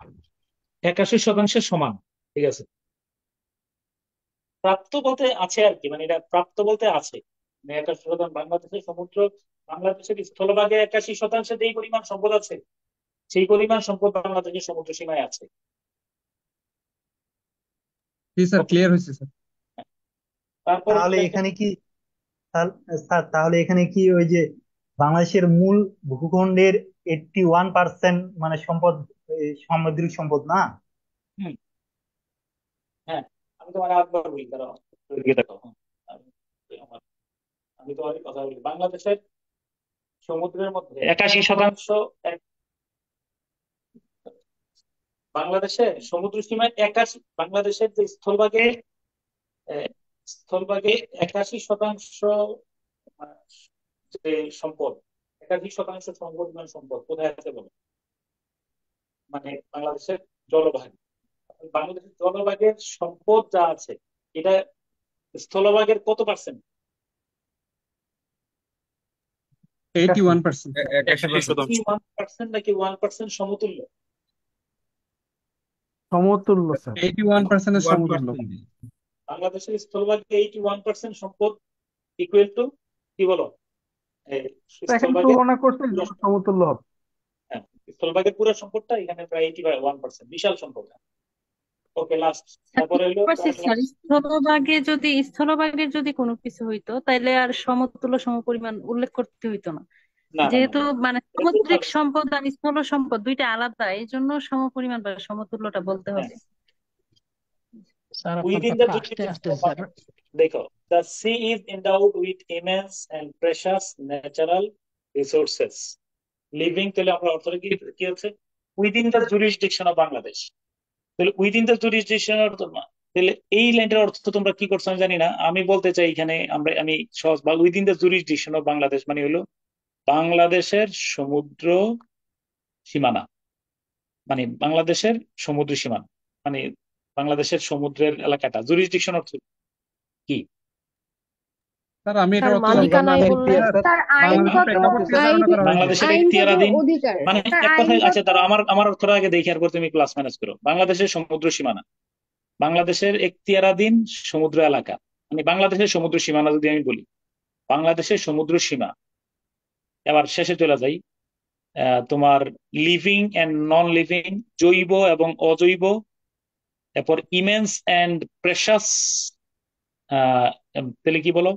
ইমেন্স মানে হলো অঢেল, প্রেশাস মানে মূল্যবান, অঢেল এবং মূল্যবান প্রাকৃতিক সম্পদে এন্ডাউড, সম্পদ দ্বারা ভরপুর, মানে আমি অর্থটা বলি, পরিপূর্ণ স্যার। বাংলাদেশ, শুনো শুনো, বাংলাদেশের সমুদ্র সীমা, বাংলাদেশের সমুদ্র সীমা জৈব, অজৈব, অফুরন্ত, আহ, মূল্যবান, অফুরন্ত মূল্যবান প্রাকৃতিক সম্পদে ভর- ভরপুর। বাংলাদেশের সমুদ্র এলাকা, সমুদ্র সীমানা, শুনো, জীব, জীব, জৈব, অজৈব, জৈব এবং অজৈব, অফুরন্ত এবং কি বলো, মূল্যবান প্রাকৃতিক সম্পদে ভরপুর। কি সমস্যা? না স্যার স্যার আমি লিখছি মূল্যবান কথাটা আগে নিয়ে জৈব স্যার, অজৈব পরে বাংলাদেশের জলসীমার মধ্যে সাগরের সজীব ও অজীব বিশাল ও মূল্যবান প্রাকৃতিক সম্পদে পরিপূর্ণ। মধ্যে আবার পরিপূর্ণ হয় কেমনে হয়? মধ্যে দিলে তো দেখো এখানে একটা তোমার লাইনের মধ্যে বাক্যের একটু সাবলীলতা জলসীমায় ঘাটতি দিব আছে। তাহলে স্যার, স্যার হ্যাঁ, জলসীমায় দিব বাংলাদেশের তাহলে। সামুদ্রিক অঞ্চলটা, বাংলাদেশের সামুদ্রিক অঞ্চল, বুঝছো কিনা? বাংলাদেশের জি সমুদ্র স্যার। সীমা, এই শেষ থেকে অর্থ করলে যে বললাম অর্থ সুন্দর হয়, এটা তুমি আরেকটা প্রমাণ দেখো। জৈব, অজৈব, এরপরে কি বলো, উম, মু- আহ, অফুরন্ত এবং মূল্যবান প্রাকৃতিক সম্পদে ভরপুর, স্যার আমি টইটুম্বুর। একটু বলি, হ্যাঁ, এই আইনগত অধিকারের মাধ্যমে বাংলাদেশের সমুদ্র সীমা অপরিমেয় এবং মূল্যবান প্রাকৃতিক সম্পদ, জীবিত এবং নির্জীব সম্পদের অধিকারী হয়েছে। এভাবে অধিকারী মিলাই, হয়েছে না তো, সম্পদটা মানে ভরপুর, ভরপুর, অধিকারী হয় নাই। এন্ডাউড মানে হলো টইটুম্বুর, মানে স্যার আমরা সমৃদ্ধ। যে এই রায়ের মাধ্যমে এক্সট্রা এরিয়াটা পেলাম, তখন আমাদের সম্পদটা আর একটু বাড়লো হ্যাঁ আর কি, ঠিক আছে, আমি তোমার ওইটা আমি এভাবে মেনে নেবো, কিন্তু এটা তোমার কথার সাথে আমি একমত, স্যার অর্থটার এন্ডাউড সাথে অর্থ টইটুম্বুর সহজ মানে স্যার, পরিপূর্ণ উইদিন দ্য এটা অর্থ। Jurisdiction of Bangladesh. জুরিসডিকশন শব্দের অর্থ কি? আমি আর এটা খেয়ালে করি নাই। আবিধানি অর্থ কি? স্যার স্যার এটার অর্থ অধীন। হচ্ছে স্যার আইনগত আইনগত অধিকার। ভাবে, স্যার আইনগত ভাবে। স্যার এখতিয়ার বোঝায় স্যার, এমনি আদালতের পাশেই। হ্যাঁ, আইনগত মানে অধিকার বা এখতিয়ারাধীন আইনগত আর কি বাংলাদেশ এখতিয়ার। এক, তাহলে আমি আর এখতিয়ার ফেখতিয়ার বাদ দিয়া যদি বলি within the jurisdiction of Bangladesh, মানে বাংলাদেশের যে এখন বর্তমানে যে বিদ্যমান সীমানা, বাংলাদেশের বর্তমান যে সীমানাটা যেটাই পাইছে আর আগে, মানে তাই না? এটা বললে হয়ে যাচ্ছে জি স্যার। বাংলাদেশের সমুদ্র অঞ্চল। স্যার, জু- স্যার একটা হ্যাঁ প্রশ্ন বলো। ছিল স্যার। হুম। স্যার এখানে যে দা সি, মানে দা সি, এখানে ইজ আছে ভার্ব, স্যার সিঙ্গুলার কেন স্যার? এখানে তো প্লুরাল ভাব হওয়ার কথা ছিল স্যার। কেন সি এর পরে আর হবে কেন? সি তো ইজ, সি তো সিঙ্গুলার। স্যার এখানে এই যে মানে যেমন endowed with immense and precious natural resources. হুম, আরে সাবজেক্ট ইজ তো হিসেবে সি অনুযায়ী, রিসোর্সেস অনুযায়ী না। ও আচ্ছা স্যার, বুঝতে হ্যাঁ, পারছি। দেয়ার থাকলে ইজ বার হয়। ওকে, আশা করি তোমরা মোটামুটি কাছাকাছি আছো সবাই। আচ্ছা, স্যার পরের লাইনটা। লিভিং এন্ড নন হ্যাঁ, লিভিং মানে কি জীবিত এবং মৃত দেওয়া যাবে? জীবিত জীবিত এবং এবং মৃত। মৃত না, জৈব, অজৈব। জীবিত আর মৃত সুন্দর, আমার কাছে মনে হয় যে নন লিভিং তো জড় আর কি, আর এখানে নির্জীব লিভিং দেয়া এন্ড নন যেতে লিভিং পারে। মনে হয় জৈব অজৈবটা সবচেয়ে সুন্দর হয়। স্যার একটু আপনি স্যার একটু পুরোটা একটু বলেন না স্যার। আমি আবার বললাম, আমি যে অর্থটা করছি, বাংলাদেশের সমুদ্র সীমা, বাংলাদেশের এখতিয়ারাধীন সমুদ্র সীমানা, এটা বললাম আর কি, উইদিন দ্য, এটার প্রথমে অর্থ করলাম বাংলাদেশের এখতিয়ারাধীন সমুদ্র সীমানা।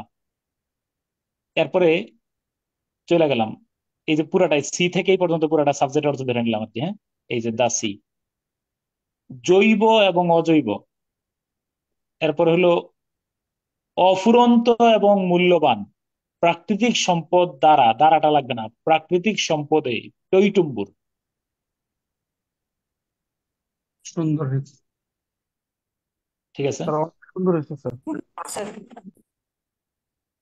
ওকে।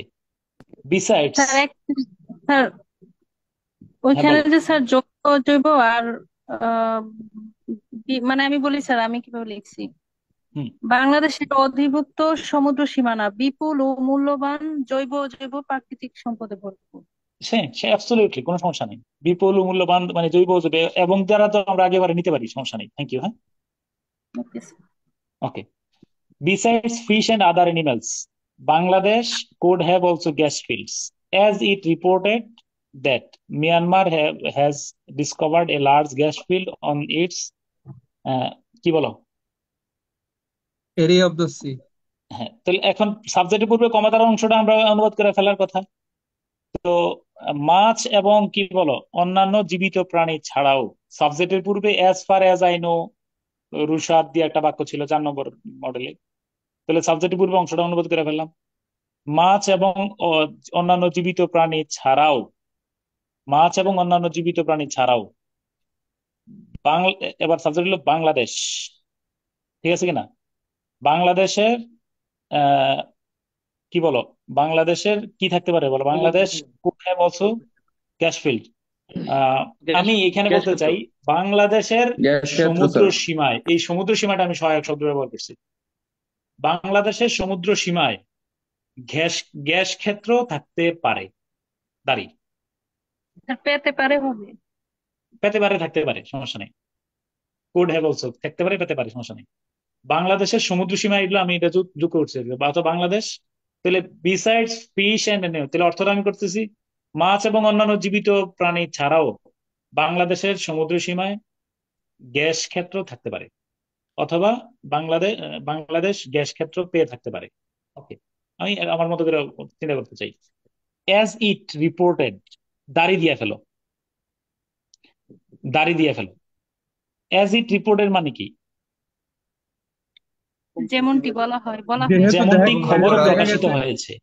অ্যাজ ইট রিপোর্টের অর্থ আমি স্যার আমার আমি এক আমার বাক্যে ল্যাঙ্গুয়েজ করছি দিলে স্যার। আমি স্যার যেমনটি লিখেছি খবরে যেহেতু দেখা প্রকাশিত গেছে। হয়েছে, তার যেমনটি প্রতিবেদন খবরে অনুযায়ী যদি প্রকাশিত ডিরেক্ট হয়েছে যে, বুঝছো কিনা, যেমনটি খবরে প্রকাশিত হয়েছে। অ্যাজ ইজ রিপোর্টেড অর্থটা এটাই সুন্দর হয়, খবরে প্রকাশিত হয়েছে যে। তাহলে কি, মিয়ানমার সাবজেক্ট, মিয়ানমারও, মিয়ানমার শেষে চলে যাই, মিয়ানমারও দেশটির, এই যে দেশটির সমুদ্র সীমায়, on it's area of the sea, দেশটির সমুদ্র সীমানায় এ লার্জ গ্যাস ফিল্ড, একটি বড় গ্যাস ক্ষেত্র আবিষ্কার করেছে। তাহলে আমার কথাটা আরেকবার শুনো, যারা একটু আমার লিখতেছো বা লেভেল, আমি বলতে চাচ্ছি মাছ এবং অন্যান্য জীবিত প্রাণী ছাড়াও বাংলাদেশের সমুদ্র সীমায়, সমুদ্র সীমা ইংরেজি নাই, এটা আমাদের সহায়ক শব্দ নেওয়া যায়, এটাই বলছি। বাংলাদেশের সমুদ্র সীমায় গ্যাস ক্ষেত্র থাকতে পারে, কারণ অ- খবরে প্রকাশিত হয়েছে যে, কারণ খবরে প্রকাশিত হয়েছে যে মিয়ানমারও, মিয়ানমারও ওই ওটাও আমার সহায়ক শব্দ, মিয়ানমারও কি বলো, ও না দাও তাতে সমস্যা নাই, মিয়ানমার দেশটির সমুদ্র সীমায়, দেশটির অফ দা সি, এই যে ইটস এর অর্থ হলো দেশটি দেশটির সমুদ্র সমুদ্র সীমায় সীমায় বললে সুন্দর হয় না স্যার। একটি তার বড় দেওয়া গ্যাস যাবে। ক্ষেত্র খুঁজে পেয়েছে। স্যার ডান, হ্যাঁ। স্যার আমি এক দেশটির বাক্যে করছি স্যার। এক সমুদ্র বাক্যে সীমায়। সমস্যা হবে স্যার? স্যার এক বাক্যে করেছিলাম স্যার। কোনো সমস্যা নেই, এক বাক্য করো বা হ্যাঁ অবশ্যই সমস্যা। কি সমস্যা? স্যার আমি কোনো সমস্যা এখানে নেই, আমার বলো, হচ্ছে বলে দাও। মায়ানমার, স্যার মায়ানমার যেমন তাদের সমুদ্র সীমায় বৃহৎ গ্যাস ক্ষেত্র আবিষ্কার করেছিল, ঠিক তেমনি মাছ এবং অন্যান্য জৈব প্রাণী ছাড়াও বাংলাদেশের গ্যাস ক্ষেত্র পাওয়ার সম্ভাবনা রয়েছে। হুম, হ্যাঁ, তুমি কিন্তু স্যার এক আমারটা বাক্যে বলি করছো। স্যার। এবার তুমি শোনো, আমি যে 2 বাক্যে অনুবাদ করছি, অনুবাদ কিন্তু তোমারটা অ্যাবসলিউটলি রাইট। এই বাক্যটাতে আমি 2 বাক্যে করার কারণে এবার বলো কোনটাতে একটু বেশি ফোর্স পাওয়া যায়। স্যার আপনার কথা। বুঝছো কিনা বিষয়টা? মানে ওই যে চিন্তা করে দেখবা যে আমার গতি ভালো থাকে কোনটা, কোনটা কথা হলো গতি ভালো থাকাটা। ওকে, স্যার ইউ আর আমারটা গুড। বলি স্যার। ওকে, স্যার হুম, এভাবে করলে হয় না স্যার স্যার, মাছ এবং যেহেতু অন্যান্য জীবন্ত ইতিমধ্যে প্রাণী ছাড়াও হুম, বাংলাদেশের জলসীমায় গ্যাস ক্ষেত্র থাকতে পারে, যেমনটা ফাইন, দেখা যাচ্ছে মায়ানমার তার জলসীমায় একটি বৃহৎ গ্যাস ক্ষেত্র আবিষ্কার করেছে। অ্যাবসলিউটলি। স্যার এভাবে ওই করলে কেমন হয়? যেহেতু ইতোমধ্যেই মিয়ানমার তার সমুদ্র সীমার মধ্যে বৃহত্তর গ্যাস ক্ষেত্র আবিষ্কার করেছে, দ্বিতীয় বাক্যটা। হুম, হ্যাঁ, শিওর শিওর, কোনো সমস্যা নেই। সেহেতু বাংলাদেশও তুমি বলতে পারো, সেহেতু বাংলাদেশও তার জীবিত প্রাণী এবং মাছ এবং জীবিত প্রাণী ছাড়াও কি বলো না, গ্যাস ক্ষেত্র খুঁজে পেতে পারে, কোনো সমস্যা নেই। স্যার প্রথমটা ঠিক আছে, মানে দ্বিতীয় সেন্টেন্সটা আর কি? যেহেতু ইতিমধ্যেই মিয়ানমার তার সমুদ্র সীমার মধ্যে একটি বৃহত্তর গ্যাস ক্ষেত্র আবিষ্কার করেছে, হুম, দ্বিতীয় সেন্টেন্স। হ্যাঁ, হ্যাঁ, যেহেতু যদি দ্বিতীয় সেন্টেন্সটা আগে আনো তাহলে পরের সেন্টেন্স সেহেতু বাংলাদেশও তার সমুদ্র অঞ্চলে, বাংলাদেশও দেশটির সমুদ্র অঞ্চলে মাছ এবং অন্যান্য জীবিত প্রাণী ছাড়াও গ্যাস ক্ষেত্র খুঁজে পেতে পারে। বুঝছো কিনা? Code have. G sir, okay, clear. we need to preserve the ecosystem of the seas which are reportedly being degraded at an unprecedented rate, and this is not an issue of Bangladesh, for only for Bangladesh.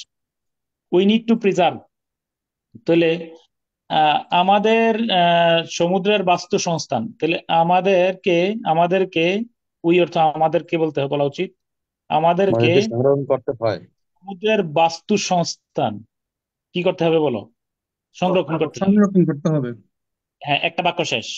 তাহলে আমাদেরকে সামুদ্রিক সমুদ্রের বাস্তু বাস্তু সংস্থান সংরক্ষণ করতে হবে, যেটি আনপ্রেসিডেন্টেড রেট, শেষ থেকে অনুবাদ করতেছি, যেটি অভূতপূর্ব ভাবে, নজিরবিহীন ভাবে, লাগামহীন ভাবে স্যার, হ্যাঁ, লাগামহীন ভাবে। লাগামহীন ভাবে, নজিরবিহীন ভাবে, অভূতপূর্ব ভাবে, অপ্রত্যাশিত। আশঙ্কাজনক হারে, অপ্রত্যাশিত ভাবে, আশঙ্কাজনক হ্যাঁ, হারে, হ্যাঁ, যেটাই বলো, আশঙ্কাজনক হারে, একই কথা সব, ক্ষতিগ্রস্ত স্যার হচ্ছে। নজিরবিহীন ভাবে, এটা স্যার সবচেয়ে বেস্ট। নজিরবিহীন ভাবে, অভূতপূর্ব, নজিরবিহীন শব্দটা সুন্দর, নজিরবিহীন ভাবে মানে ধ্বংসপ্রাপ্ত, ক্ষতিগ্রস্ত, বিনষ্ট হচ্ছে।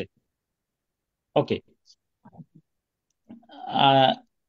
আর এই সমস্যাটি শুধু বাংলাদেশের জন্য, এই সমস্যা শুধু বাংলাদেশেরই নয়, আর অথবা এটি শুধু বাংলাদেশেরই সমস্যা নয়।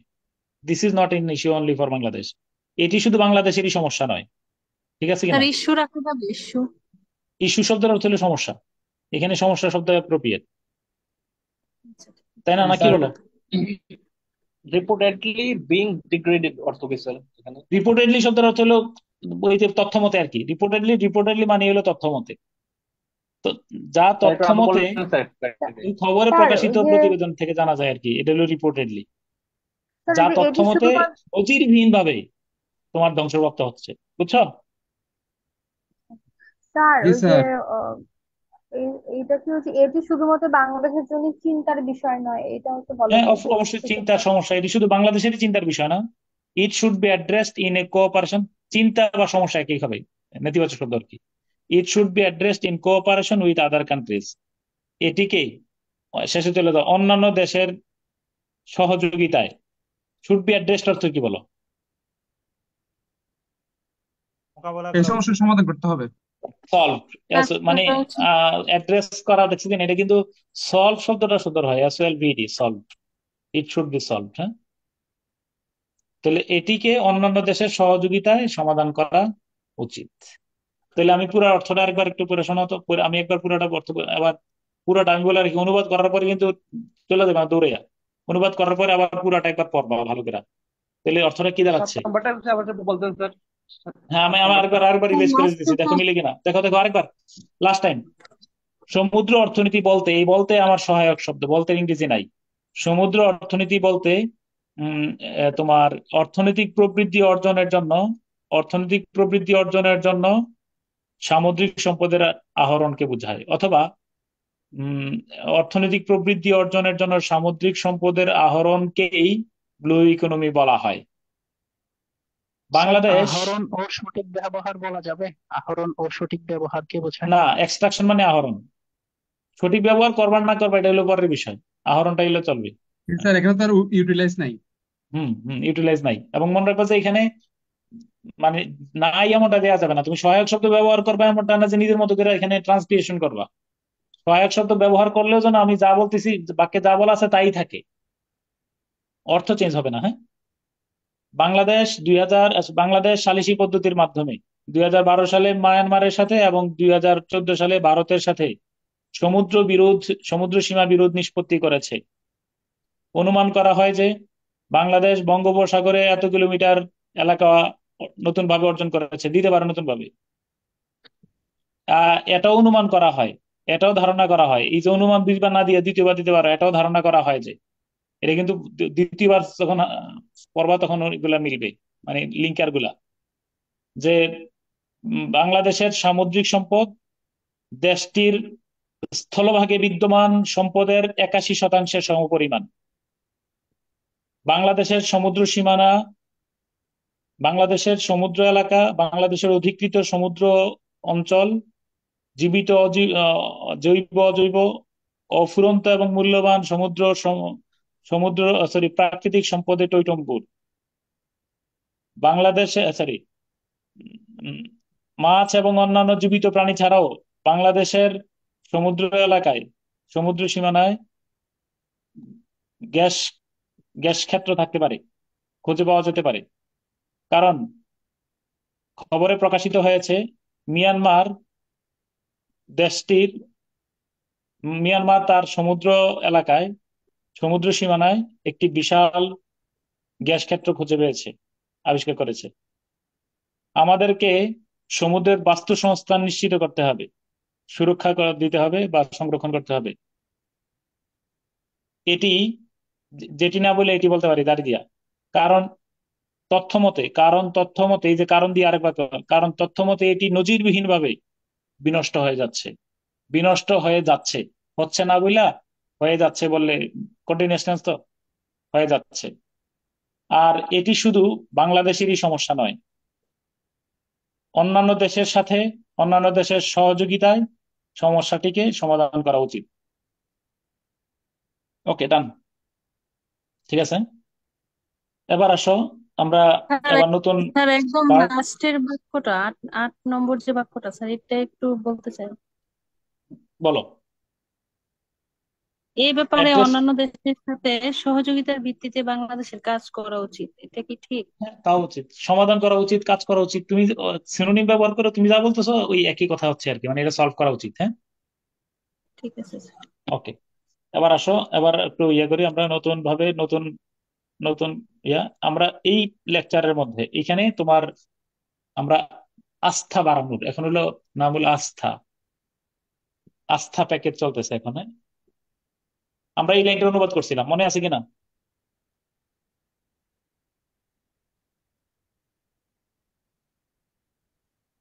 এই লাইনটা কিন্তু অনুবাদ করছিলাম না? জি স্যার। একবার তো ওকে, সব করছি। হ্যাঁ। এই 2 নম্বর বাক্যটা ইটস, আচ্ছা আমি আবার বলে রাখি, আমি যেখান থেকে অনুবাদ শুরু করতে বলবো প্রত্যেকের জন্য 1 মিনিট করে টাইম পাইবা, তারপর আমরা মিলে ফেলবো। দেখবো যে কোন জায়গার মধ্যে তোমার ইংলিশ লেখার দরকার নেই, ইংলিশটা এখানে আছেই, লেখার সময় নেই, এখন পরীক্ষা দিতেছো, নিজের মানে ব্রেন স্টর্মিং চলতেছে। আমরা ploughing through the recent spate of, Hindustan Times এর মার্ক আলীর লেখা একটা বিখ্যাত হলো যে what India can learn from বাংলাদেশের সাকসেস। বাংলাদেশের অনুবাদ করছিল বাংলাদেশ থেকে ভারতের কি শেখার আছে, যা শেখার আছে। ওকে, মানলাম। Plowing through the recent spate of bad news about Indian economy, I learned Bangladesh is now all, আচ্ছা এই যে আমরা অর্থ করছিলাম যে ভারতীয় অর্থনীতির ব্যাপারে, ওই যে ভারতীয় অর্থনীতি সম্পর্কে সাম্প্রতিক খারাপ সংবাদগুলো বিশ্লেষণ করে আমি জানলাম বাংলাদেশ বর্তমানে বিশ্বের দ্বিতীয় বৃহত্তম পোশাক রপ্তানিকারক দেশ। সাথে সাথে কিন্তু আমরা এটা অর্থটা মিলে নিয়েছিলাম। আজকের কাজ হলো এখন আমি এই যে ভারতের অর্থনীতি নিয়ে একের পর এক যে দুঃসংবাদ আসছে সে বিষয়ে খোঁজখবর করতে গিয়ে জানলাম বিশ্বের পোশাক রপ্তানিকারক দেশের তালিকায় বাংলাদেশ দ্বিতীয় স্থানে উঠে এসেছে। ওকে, এগুলো আমরা আগে প্র্যাকটিস করছি। এরপরে হলো 2 নম্বরে হলো ইট সিম দ্যাট, এটাও প্র্যাকটিস করছি, companies that are finding Chinese worker expensive are migrating to Bangladesh and Vietnam. অর্থাৎ আমাদের অর্থটা ছিল এরকম, এটা মনে হয় যে সকল কোম্পানি চীনা শ্রমিকদেরকে, যে সকল কোম্পানি দেখো কিন্তু, যে সকল কোম্পানি চীনা শ্রমিকদেরকে ব্যয়বহুল মনে করছে তারা এখন বাংলাদেশ এবং ভিয়েতনামের দিকে চলে আসছে, মাইগ্রেট করছে, স্থানান্তরিত হচ্ছে। কিন্তু প্রথম আলোর অনুবাদটা করার সময় আমরা দেখছি যে কি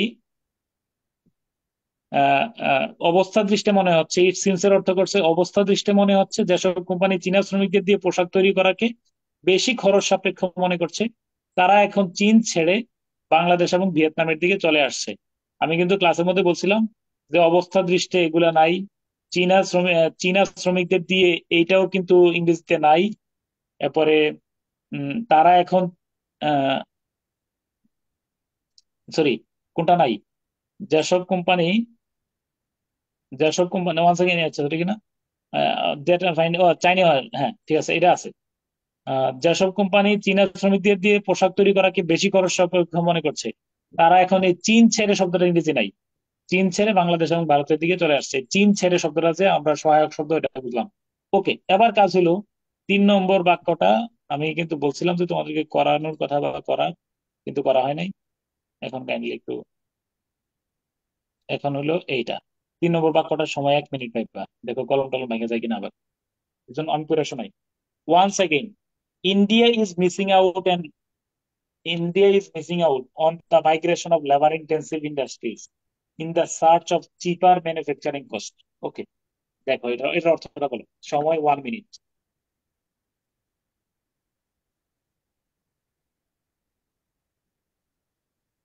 এটা কি বলবো স্যার, বলবো? মানে আগে সুন্দর করে বলতে হবে, মানে ইয়া ওয়া এগুলো আমরা শুনবো না, অনুবাদ বলবা একদম গতি।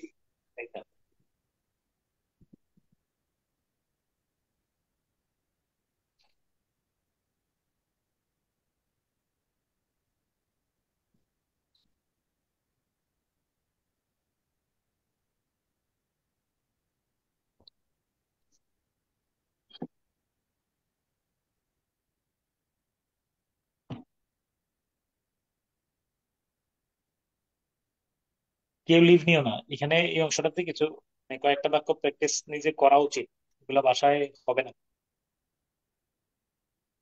বাসায় শীট দিয়ে দিলেও দেখবে যে তোমার টাইম বেশি কিল করতেছে।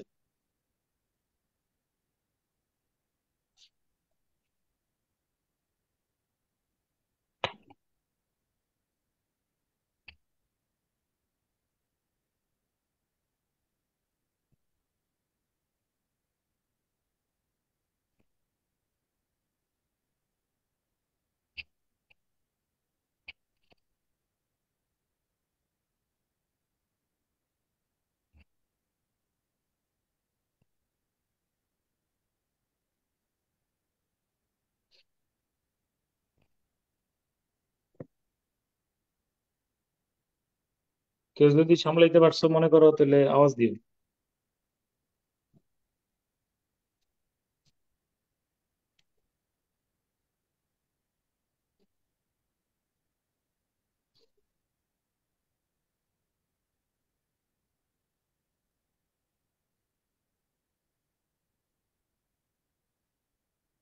তুই লাগাচ্ছিসটা কেন? হ্যাঁ,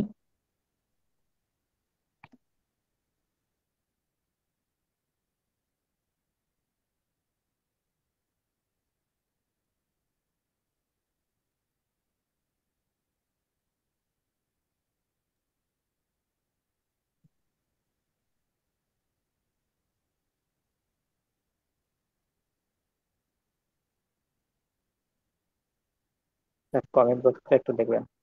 বলো আবার। কি করছো? কমেন্ট বক্সে দেখে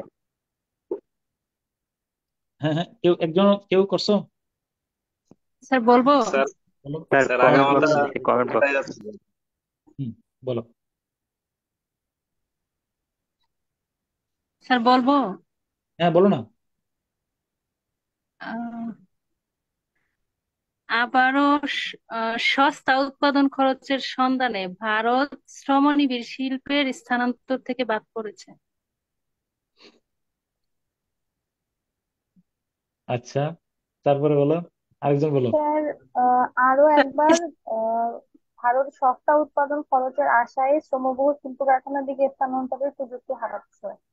মানে এটা আসলে তুমি আমারে স্যার আবার আমি অর্থ একটা বলা বলি। লাগবে না, আমি বুঝছি। স্যার আমি বলবো। আরো একবার হ্যাঁ, ভারত সস্তা উৎপাদন খরচের সন্ধান করতে গিয়ে শ্রমগণ শিল্পের স্থানান্তরের সুযোগ হারাচ্ছে। মানে তুমি অনুবাদ যা লিখছো আলহামদুলিল্লাহ রাব্বিল আলামিন, আমি খুশি। আমারে তুমি কি লিখছো আমার আবার বাংলায় বুঝাই দাও। সস্তা উৎপাদন খরচের তুমি খোঁজে, আমার এই বাক্যটা দিয়ে কি বুঝছো এটা আমার বুঝাই দাও, আবার আমার সস্তা অর্থ উৎপাদন বলা লাগবে না। খরচের খোঁজে স্যার ভারত ভারত সর্বশেষ শ্রমবহুল সস্তা জিনিসের কারখানার দিকে দিকে নজর এগিয়ে দিচ্ছে, হচ্ছে। ওটা ইন্ডিয়া ভারী শিল্পগুলো অন্য দেশে সস্তা চলে উৎপাদন যাচ্ছে। করতে গিয়ে এটা হারিয়ে ফেলছে স্যার, এই সুযোগ। আচ্ছা দাঁড়াও, তাহলে অর্থটা এরকম হচ্ছে যে আরো একবার, ওয়ান সেকেন্ড অর্থ আমরা যেগুলো আমরা দাঁড় করাই অর্থটা, আরো একবার ইন্ডিয়া, তাই না, ভারত, এরপরে কোথায় যাইবা? সস্তা উৎপাদন খরচের সন্ধান করতে। Search for cheaper manufacturing cost, মানে কি সস্তায়, কি বলো, সস্তা উৎপাদন খরচের সন্ধান করতে উৎপাদন গেছে। খরচের সন্ধানে, সন্ধানে এরপরে অফ লেবার ইন্টেন্সিভ ইন্ডাস্ট্রিজ, মানে কি শ্রমগণ্য শ্রমনির্ভর শিল্পের, এরপরে শ্রমনিবিড় শ্রমনির্ভর শিল্পের, এরপর অন দ্য মাইগ্রেশন অর্থ কি স্থানান্তরের সুযোগ। স্থানান্তরের সুযোগ হারাচ্ছে, এর মানে কি হলো তাহলে বলো আমাদের। আরো একবার ভারত সস্তা শিল্প উৎপাদনের, মানে স্যার আমি সস্তায়, একটু বলবো, বলো। আবার সস্তা উৎপাদনের খরচের সন্ধানে ভারত শ্রমবহুল কি, আমাদের কিন্তু মাইক দিতেছে মাইগ্রেশন শব্দটা, খেয়াল করে দেখে স্থানান্তর আক্ষরিক অনুবাদ করতে পেরেছি কিন্তু ভাবানুবাদটা বুঝতে পারতেছি না। স্যার আগের মানে সেন্টেন্সের সাথে মনে হয় মিলাতে হবে স্যার, মনে হচ্ছে।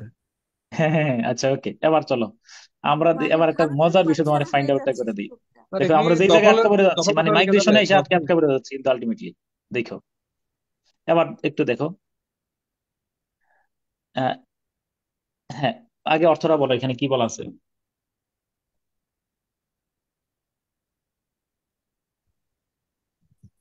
আগে পড়ো অর্থটা কি।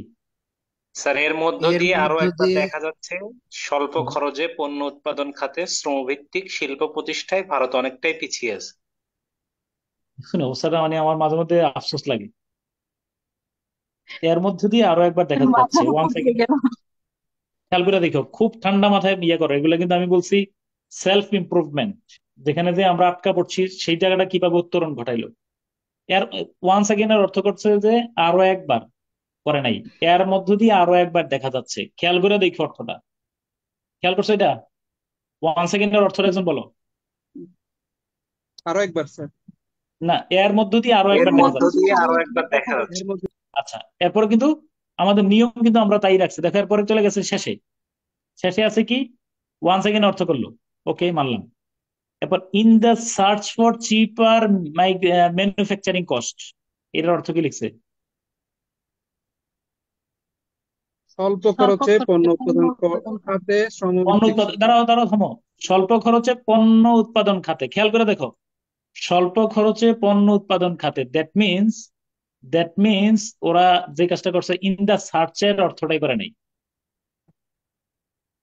ইন দা সার্চটা বাদ দিছে। খেয়াল করে দেখো, স্বল্প খরচে পণ্য উৎপাদনের জন্য আর কি, পণ্য উৎপাদন খাতে, মানে জন্যটারে অর্থ করছে খাতে, জন্য এর অর্থ করছে খাতে। খেয়াল করে দেখো, স্বল্প খরচে পণ্য উৎপাদন, চিপার ম্যানুফ্যাকচারিং কস্ট, স্বল্প খরচে পণ্য উৎপাদনের জন্য। খেয়াল করে দেখো আমাদের সাথে সমস্যাটা কোন জায়গায় দাঁড়াচ্ছে। আচ্ছা, এরপরে of the labour intensive industries, মানে তাহলে কি দাঁড়াচ্ছে, শ্রমভিত্তিক শিল্প প্রতিষ্ঠায়। দেখো শ্রমভিত্তিক শিল্প প্রতিষ্ঠায়, প্রতিষ্ঠা ইংরেজি আছে এখানে, মাইগ্রেশনের অর্থ করলো না তো স্যার। সরি, মাইগ্রেশনের অর্থ করছে কিন্তু, শ্রমভিত্তিক শিল্প প্রতিষ্ঠায় এই মাইগ্রেশনের অর্থ আছে কিনা সেটা বলো। নাই স্যার। নাই, সার্চের ইন দা সার্চের অর্থও নাই, মাইগ্রেশনের অর্থও নাই, তাহলে পুরা অর্থটা দিয়ে করছে দেখে। আর এর মধ্য দিয়ে আরো একবার দেখা যাচ্ছে, এর মধ্য দিয়ে আরো একবার দেখা যাচ্ছে স্বল্প খরচে পণ্য উৎপাদন করতে গিয়ে, পণ্য উৎপাদন শিল্পে মানে পণ্য উৎপাদন ক্ষেত্রে খাতে ভারত, এই যে দেখো ভারত মিসিং আউট, ভারত মানে মিসিং আউটের অর্থ যে পিছিয়ে পড়ছে, এই চিন্তাটা আমাদের আসতে আরো সময় লাগবে।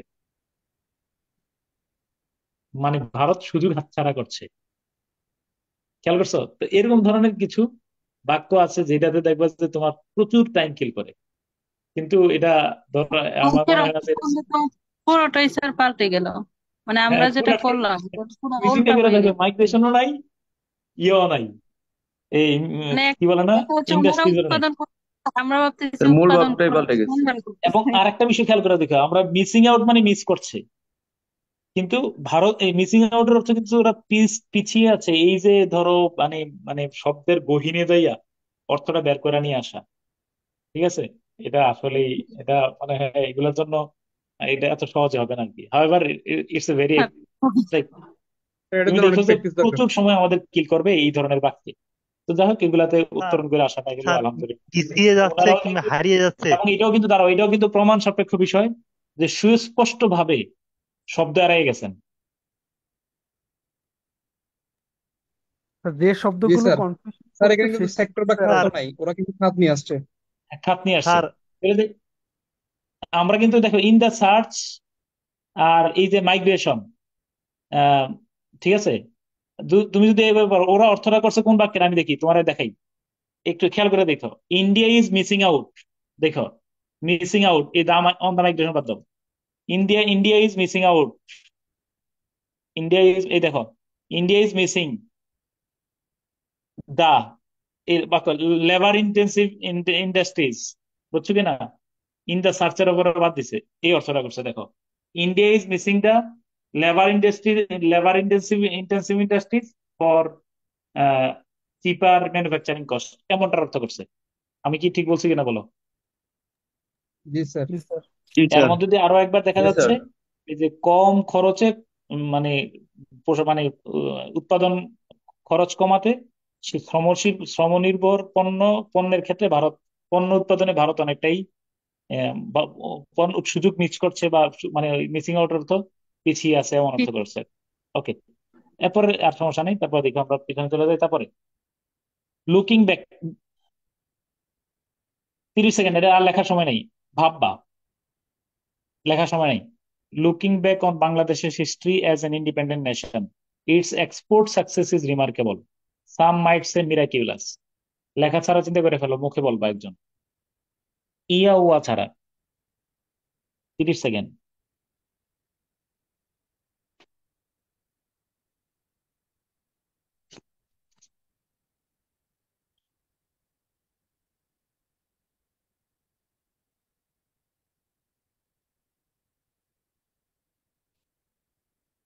বলো।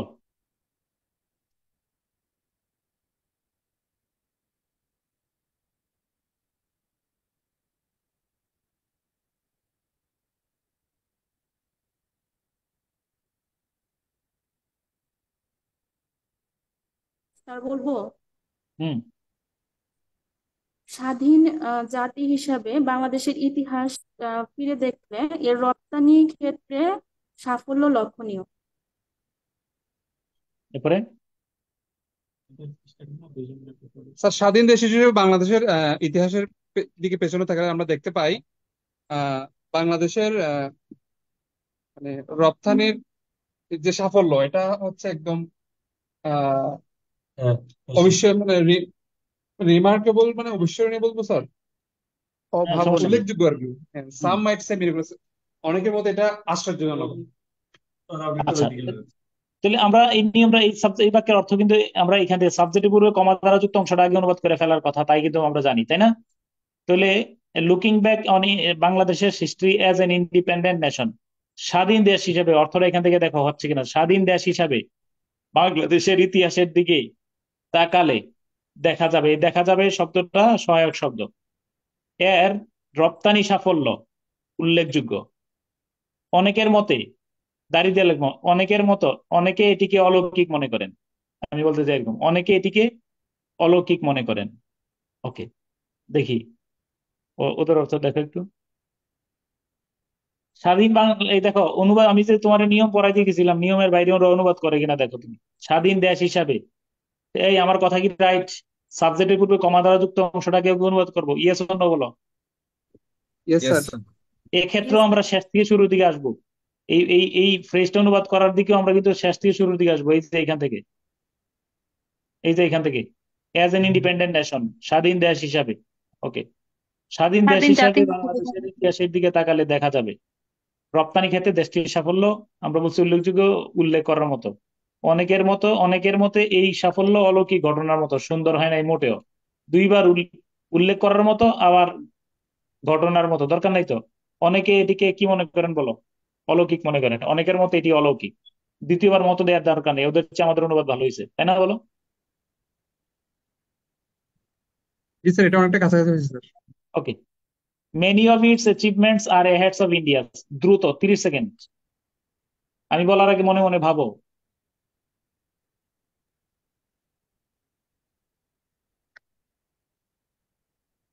স্যার বাংলাদেশের প্রাপ্তি ইন্ডিয়া থেকে বেশি। ওকে, প্রাপ্তি কেন? অ্যাচিভমেন্ট তো অর্জন। অনেক ক্ষেত্রে বাংলাদেশের বাংলাদেশের অনেক অর্জন অর্জন ভারতের ইন্ডিয়ার চেয়ে চেয়েও অনেক বেশি। বেশি। ভারতের চেয়ে বেশি। ওকে, দেখো, অনেক ক্ষেত্রে বাংলাদেশ ভারতকে ছাড়িয়ে গিয়েছে। Thank you so much. এই যে সুন্দর হয়েছে এটা।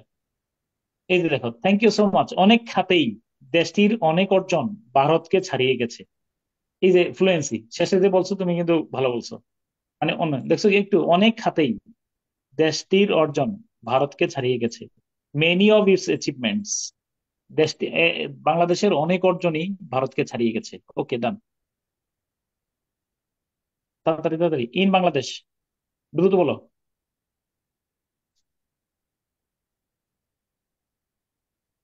যারা মুখে বলতেছো না, তার মানে এটা না যে তুমি তুমি কিন্তু আমার সাথে একটা আধ্যাত্মিক সংযোগে আছো। তুমি নিজে নিজে অর্থটা তুমি বলে যাচ্ছ মিউট করেই। বাংলাদেশে একটি সফল পরিবার পরিকল্পনা কর্মসূচি হয়েছে। বাংলাদেশে একটি সফল পরিকল্পনা বাংলাদেশের একটি কর্মসূচি সফল পরিবার চলমান। পরিকল্পনা রয়েছে। চলমান রয়েছে, শব্দটা বলা যাবে? হ্যাঁ, চলমান। Thank you so much. দেখো তো কারটা অ্যাপ্রোপ্রিয়েট হয়েছে, তুমি এখন চেক করো রয়েছে না চলমান, কোনটা নিবা দেখো। Thank you. যে চলমান বলছো তোমার রয়েছে সাথে আমি। বাংলাদেশের সফলভাবে পরিবার পরিকল্পনা বিষয়ক একটি কার্যক্রম চলছে। এখন বলবা চলছে কেন? যদি চলছে শব্দটা কেন নিচ্ছে, এটা এটা পারফেক্ট টেন্সে ব্যবহার করছে, খেয়াল করে দেখো। বাংলাদেশ হ্যাজ বিন এ, মানে এটা হলো যখন বাংলাদেশ ইজ বললে হইলো, there is a successful, there is যদি বলতো তাহলে আমরা কি নিতাম বলো? কি নিতাম? চলমান দিতাম। রয়েছে, আছে। আছে। কিন্তু যেহেতু চলছে, এটা চলমান আছে, তাহলে এই জন্য ব্যবহার করছে। এটা পারফেক্ট কন্টিনিউয়াস টেন্স হওয়ার কথা, কারণ আমরা জানি যেগুলো নন কন্টিনিউয়াস ভার্ব সেখানে আমরা পারফেক্ট কন্টিনিউয়াস না ব্যবহার করে পারফেক্ট টেন্স ব্যবহার করি। অতএব বাংলাদেশে একটি সফল পরিবার পরিকল্পনা কার্যক্রম চলছে। রয়েছে বললে গুণা হবে না, অর্থ ঠিক আছে, মানে চলছে, চলমান, এটা সুন্দর। Further move. তাছাড়া লিঙ্গ সমতা ভারতের চেয়ে বাংলাদেশে ভালো। ওকে, আরেকজন। তাছাড়া লিঙ্গ তাছাড়া সমতার দিক লিঙ্গ থেকে বাংলাদেশ ভারতের চেয়ে এগিয়ে আছে স্যার, হ্যাঁ এগিয়ে রয়েছে। লিঙ্গ সমতার দিক থেকেও ভারতের চেয়ে বাংলাদেশ এগিয়ে আছি, আমরা ঠিক আছি, সব ঠিক আছে, সমস্যা নেই। আচ্ছা, হ্যাঁ, এলেন্ড অর্থ বলো। এই দুটি অর্জনই মুসলিম দাঁড়াও, সমাজ 30 সেকেন্ড সময় দাও, 30 সেকেন্ড পরে বলো।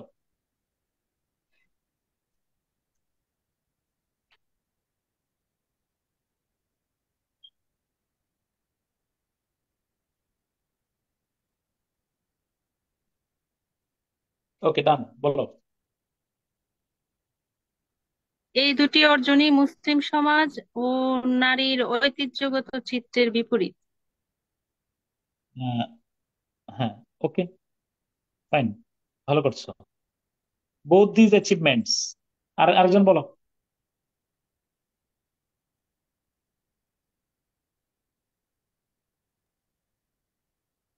আর এই দুটা অর্জনই এই মুসলিম সমাজ এবং নারীর ঐতিহ্যের বিপরীত চিত্র ধারণ করে। আচ্ছা, এই দুটি লাস্ট অর্জনই আরেকজন। মুসলিম এই দুটি অর্জনই মুসলিম নারীদের ঐতিহ্যের বিপরীতে। মানে মুসলিম, বোথ দিজ অ্যাচিভমেন্টস, দুটি অর্জনই, ঠিক না? জি স্যার। আহ, কি বলো, কন্ট্রারি মানে কি? বিপরীত তো। স্যার ওকে, বিপরীত স্যার। তাহলে আমরা এটা run contrary to the traditional portrait of Muslim society. তাহলে মুসলিম সমাজ এবং নারীদের ঐতিহ্যগত প্রথার বিরুদ্ধে গিয়ে অর্জিত হয়েছে, এমনটাই অর্থ আর কি। মানে এই যে তোমার কোনটা কোনটা বলো তো, ফ্যামিলি প্ল্যানিং প্রোগ্রাম আর জেন্ডার ইকুয়ালিটি, এই দুইটাই মুসলিম সমাজ এবং নারীদের ঐতিহ্যগত প্রথার বিপরীতে গিয়েই অর্জিত হয়েছে আর কি। মানে ওই যেটা অর্জিত হয়েছে, আমি সহায়ক শব্দ হিসেবে নিতে চাই। কথা বলছো কিনা? একটা বিষয় মজার, এর অর্থ কি বলো? প্রথম আলো কি অর্থ করছে? বের করো, আছে? না স্যার স্যার। নাই। পড়েই নাই, না পারেই নাই। না, এখানে হলো মনে রাখবা একটু কন্ট্রোভার্সিয়াল ইস্যু তো। ধরো এটা যদি এই লাইনটা বললে ওরা কন্ট্রোভার্সি হারাই গেছে, যে মুসলিম ছেলেদের, তুমি কি বলছো আর মুসলিম এটাই সমাজ, স্যার স্মার্ট ট্রান্সলেশন। দেখছো অবস্থাটা? মানে এখানে কোনো সংঘাত হইতে হইতে পারে, আস্তে কুট করে হারাই গেছে। তাহলে তুমিও মনে রাখবে এখান থেকে একটা মেসেজ নিবা, যে এখানে খুব বেশি পেঁচাইছে, বিশেষত এই হান্নানের অনুবাদটা অনেক বড় একটা অনুবাদ, মাঝখান থেকে একই কথা পেঁচাইছে, আমার টাইম নাই। ঠিক আছে, তাহলে আস্তে করে কি করবা বলো? কুইট। স্যার বাদ হ্যাঁ, দিয়ে দেব একটু গেলে। ভাড়া না দিয়ে নাইমা যাবা, ধরলে বলবা যে আরে ভুলে গেছি ভাই। কথা বুঝছো? স্যারের বলবো যে স্যার এটা আমি কত স্মার্ট অনুবাদক আমি, দেখছেন আপনি আমার লেখা দেখে জি তো স্যার, আপনার চোখের স্যার পানি চলে জাতীয় আসার কথা, দৈনিকগুলো আপনি কি এটাই আমি করেছে। আমি কি এই সমস্ত অনুবাদ না পারার কথা? এরা ভুলে গেছি, আপনি এটা কিছু মনে করেন না। ওকে? স্যারকে বলার সুযোগ আছে? মানে বলতেছি এটা তোমার লেখাই বুঝবে। তুমি যদি অনুবাদের বাকি অংশটা যদি সুন্দরভাবে করতে পারো, এই 2-4টা ইয়ার জন্য কি হবে না বলো? আমি বলছি মনে রাখবা, পরীক্ষার খাতার মধ্যে ওই তুমি ওভারঅল ভালো করছো, 2-একটা ত্রুটি বড় রকমের মেজর ত্রুটি হিসেবে গণ্য হবে না। ক্লাসের যে ফার্স্ট বয়, ওটা তো আমরা ভালো স্টুডেন্ট বলি, কিন্তু সে হয়তো খেলা পারে না, সে হয়তো নাচ করতে পারে না, তার কণ্ঠ নাই, সুর দিয়ে গান গাইতে পারে না, তারপরে আমরা তাকে কিন্তু ভালো বলি। মনে রাখবো যখন আমরা ওভারঅল অনুবাদটা ভালো করতে পারছো, ওভারঅল লেখাগুলো তোমার ভালো হচ্ছে, 2-একটা স্কিপ করে গেলে এটাতে স্যার মাইন্ড করবে না। এটাই মানবিক প্রবৃত্তি। ডান। তারপরে in 1970s I use to visit, 70-এর দশকে আমি নিয়মিত বাংলাদেশে যেতাম। এবার দেখি, এবার কার কটুক দৌড় আছে বোঝা যাবে। দেখি দৌড়, এখন তো পালাইবা অনেকে, ঘুম এখন ঘুম চলে আসবে, দেখি পারলেই বাক্যের অর্থ করো। দা ওয়ার, দেখি একজন পড়া শোনা আগে।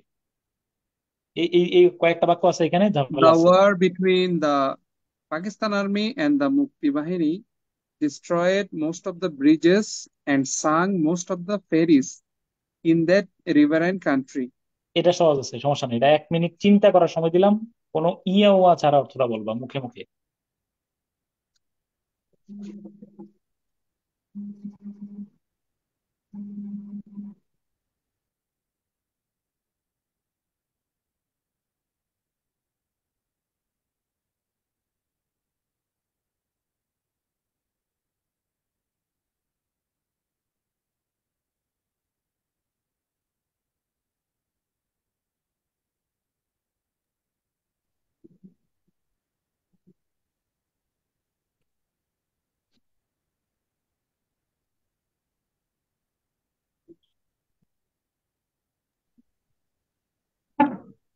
বলো।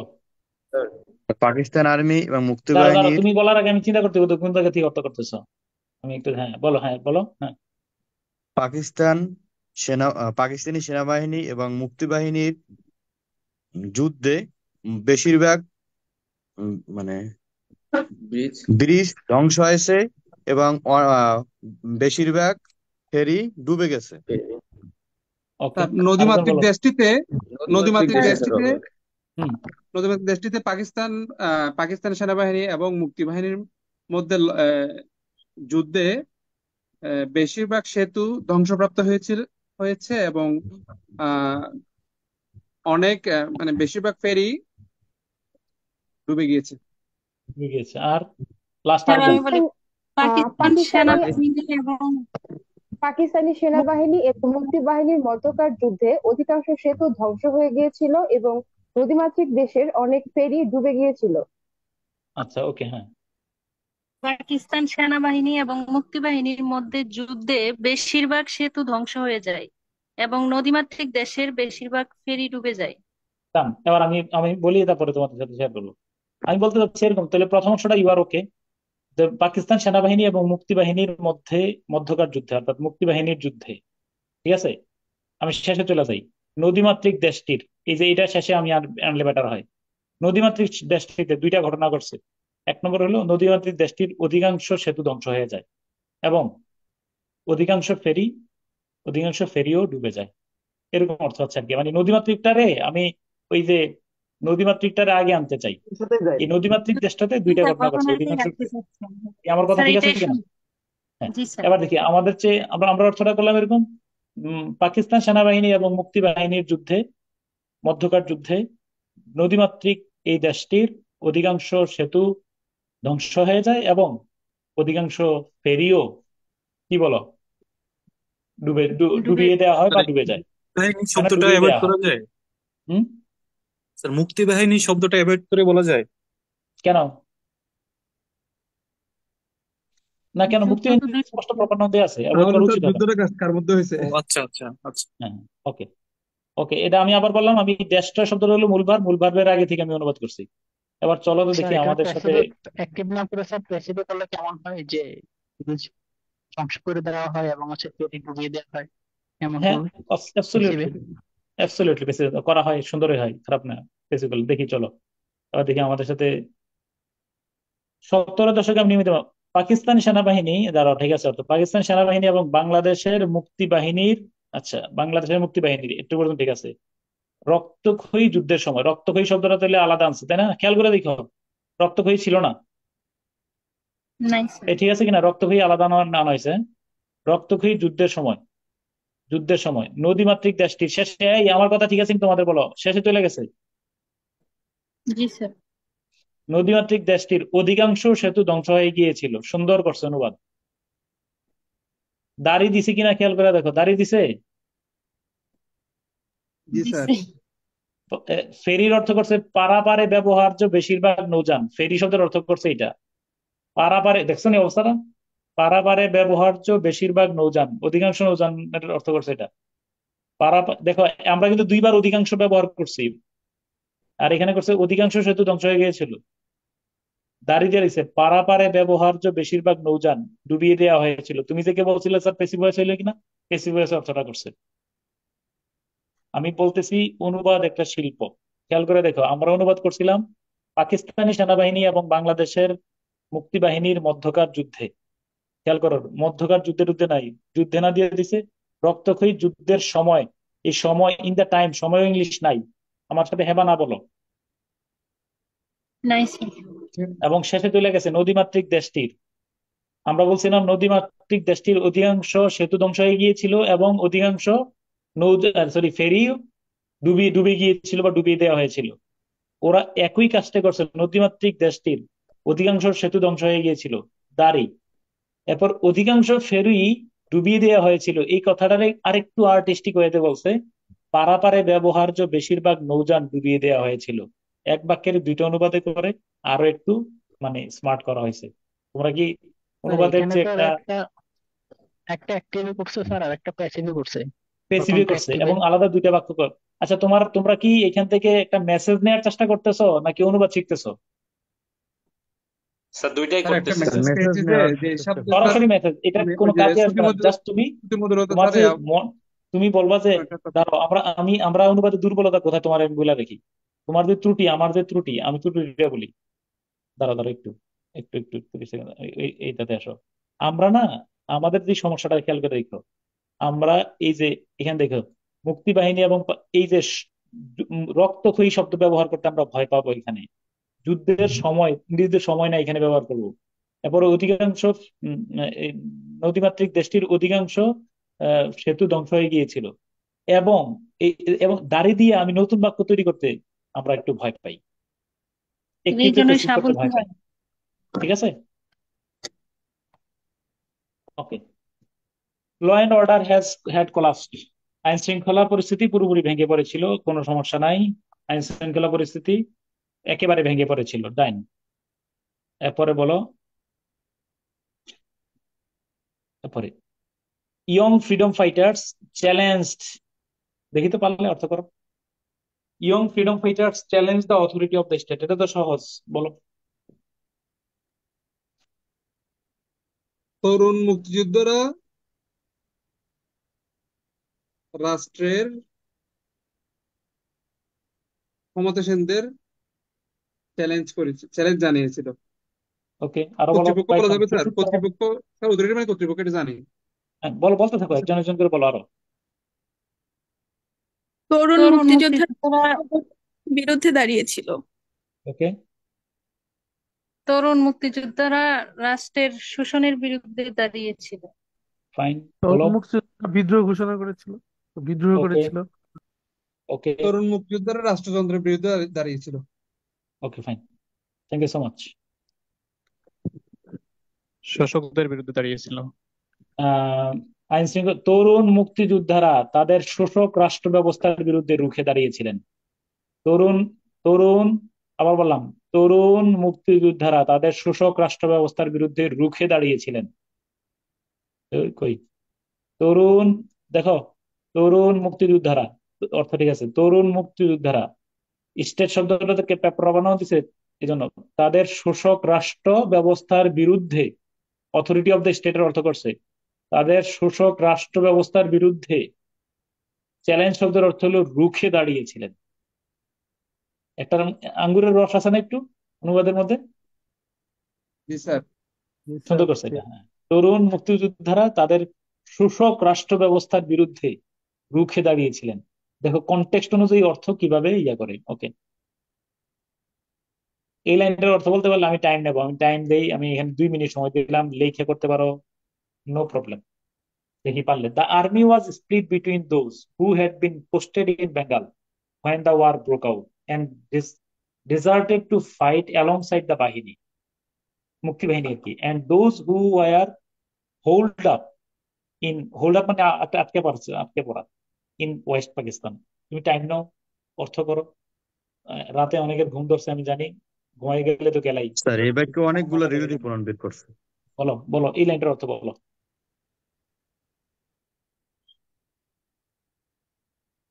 আমরা শেষ পর্যায়ে চলে আসছি।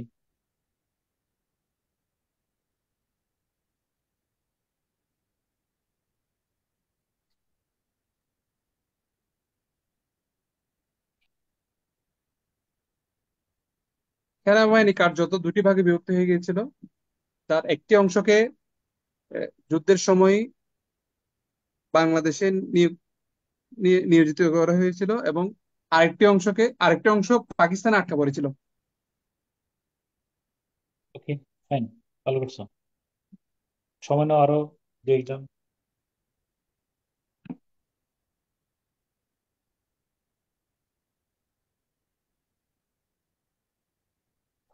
অনুবাদের ব্যর্থতা হলো বুঝাইতে পারি না, অথবা যা লিখছি তা ক্লিয়ার হয়নি, এটাই সবচেয়ে বড় ব্যর্থতা। কিন্তু বুঝি, আমি নিজে বুঝছি।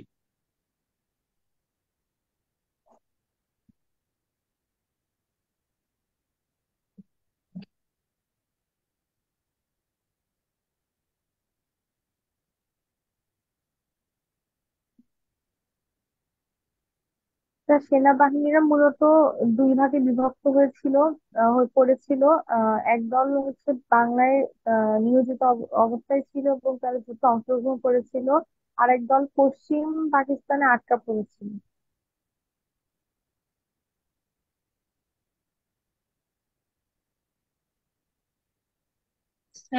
সেনাবাহিনী 2 ভাগে বিভক্ত হয়েছিল। এর মধ্যে সেনা সদস্যদের যারা পূর্ব পাকিস্তানে ছিলেন তারা মুক্তিবাহিনীর সাথে যোগ দেয় এবং লাস্টেটা স্যার বলতে পারতেছি না। আরেকটি অংশ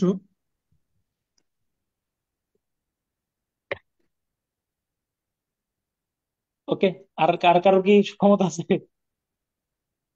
আর বলে দেন। লাস্ট, আচ্ছা চলো আমরা চেষ্টা করি না, দিলে সবাই মিলে দিলা। The army was split between those who had posted in Bengal when the war broke out and deserted to fight alongside the বাহিনী, and those আর্মি 2টা ভাগে বিভক্ত হয়েছিল।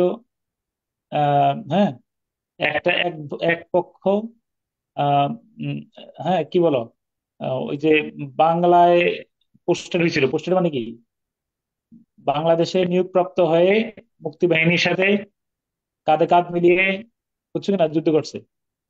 আর আরেক পক্ষ, আরেকটি অংশ পশ্চিম পাকিস্তানে আটকা পড়েছিল, নাকি? স্যার আপনারটা ঠিক আছে। এরকম তো, স্যার মানে আর্মি ওয়াজ স্প্লিট বিটুইন, মানে স্প্লিট বিটুইন তো 2টা অংশ। ওকে, দেখি ওদের অংশের অনুবাদটা দেখি। পোস্টেড ইন বেঙ্গল মানে তো পূর্ব পাকিস্তানি। হ্যাঁ, একটা অংশ মানে আর্মি 2টি ভাগে বিভক্ত হয়ে পড়েছিল। একটি অংশ বাংলাদেশে, মানে পূর্ব বাংলা আর কি, মানে বাংলাদেশে নিয়োগপ্রাপ্ত হয়ে মুক্তিবাহিনীর সাথে কাঁধে কাঁধ মিলিয়ে যুদ্ধ করেছে। আর অন্য অংশ কোথায় করছে বলো? পশ্চিম পাকিস্তানে আটকা পড়ে। পশ্চিম পাকিস্তান আটকা পড়েছিল। হুম।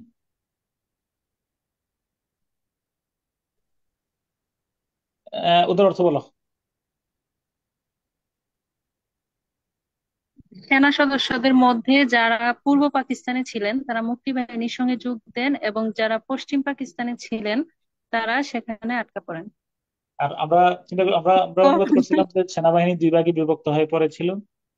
যারা পূর্ব পাকিস্তানে ছিলেন আহ, তারা কিনা মুক্তিবাহিনীর না সঙ্গে যোগ একটি অংশ মানে বাংলাদেশে থেকে বাংলাদেশে নিয়োগপ্রাপ্ত হয়ে কি তোমার মুক্তিবাহিনীর সাথে কাঁধে কাঁধ মিলে যুদ্ধ করেছিল, আর একটি অংশ পাকিস্তান আটকে পড়ছে। অর্থ কিন্তু হয়েছে, ঠিক আছে, সমস্যা নেই, কিন্তু দেখো ওরা এত পেঁচানোতে যায় নাই। দেখো আস্তে স্কিপ করে মূল ভাবটা নিয়ে আসে। সেনা সদস্যদের মধ্যে যারা পূর্ব পাকিস্তানে ছিল, আগে বলো সেনাবাহিনী দুই ভাগে বিভক্ত হয়ে গেছিল, এর অর্থ নাই আছে? নাই। না তাহলে স্যার। এটা বলা ছাড়াই এই অর্থ নিয়ে আসছেন যে সেনা সদস্যদের মধ্যে যারা পূর্ব পাকিস্তানে ছিলেন তারা মুক্তিবাহিনীর সঙ্গে যোগ দেন। খেয়াল করে দেখো, যারা পশ্চিম পাকিস্তানে ছিলেন তারা সেখানে আটকা পড়েন। কি দেখো, এগুলো কিন্তু মানে শিল্প এবং হাতের কাজ। মানে ওরা চৌকস অনুবাদক তো। আর নইলে কি এরকম আমাদের মতো যদি অখাদ্য অনুবাদ করে দেয়, যেটা অনুবাদ করে নিজেই পড়তে পারি না, না নিজেই বুঝতে পারি না, বলুন স্যার। তাহলে কি স্যার চলবে? এক্সাম হলো তো ইনস্ট্যান্ট, স্যার এক্সাম হলো তো ইনস্ট্যান্ট, এটা আসার কথা না। হ্যাঁ হ্যাঁ। মাথায় স্যার এক্সাম হলো তো মাথায় ইনস্ট্যান্ট, এটা আসার কথা না। না না, এটা আমি বলে রাখি, আসবে না কখনোই, জীবনেও আসবে না। তুমি যদি এরকম কম্পারেটিভ স্টাডি না করো, এক্ষেত্রে তুমি যদি ভালো অনুবাদক করা, তার অনুবাদের কলা কৌশলের সাথে নিজের অনুবাদ কম্প্রোমাইজ না করো, কম্পেয়ার না করো, তাহলে এরকম সল্লি বললি অনুবাদ, যে অনুবাদ পড়া মোবাইল নাম্বার লিখে দিতে হবে যে স্যার না বুঝলে আমার ফোন দিয়ে, আমি আবার বুঝে দেবো। বুঝছো বিষয়টা? আমাদের অনুবাদ অনেক ক্ষেত্রে স্যার এরকম হয়। স্যার আমরা যদি স্যার পরীক্ষার ফলে এরকম অনেক কিছু বাদ দিয়ে জাস্ট মূল পাঠটা দেখি, তাহলে কি স্যার সেক্ষেত্রে আমাদেরকে নাম্বার কেমন দিবে বা আমি নাম্বার আবার বললাম, কাটার মনে সুযোগ রাখবা কেমন? এটা সব ক্ষেত্রে দরকার নাই তো, আমরা তো সব জায়গায় কাজ করতেছি না। যেখানে দেখবা, আমি একটা কথা তোমার মাথায় রেখো, যে এখানে যে ইংরেজি বাক্য, এই কথাটা লেখা আছে কিনা হ্যাঁ বা না বলো। ইংরেজি বাক্য, প্রদত্ত বাক্যটি যত কঠিন, দুর্বোধ্য, জটিল, কুটিল, যত অস্বাভাবিক শব্দ চয়নে হোক না থাকুক না কেন, অনুবাদের ভাষা হবে ঠিক ততই প্রাঞ্জল, ততই সুস্পষ্ট। আমার এই বাক্যে উনি কি কাঠামো পড়তে চায়, বাক্যে এটা কি কমপ্লেক্স নাকি ইয়া, এগুলা জানতে চাচ্ছেন না, এই বাক্যে কি বলা হয়েছে সেটা জানতে চান। কি বলা বাক্যে কি হয়েছে ওইটা বলা হয়েছে জানতে সেটাই চাচ্ছি। জানতে চাচ্ছি। এটাই বিষয়টা। তাহলে মনে রাখবা যে এই ধরনের জটিল কুটিল ক্ষেত্রে মানে মূল ভাবটা উপস্থাপন করাটা জরুরি।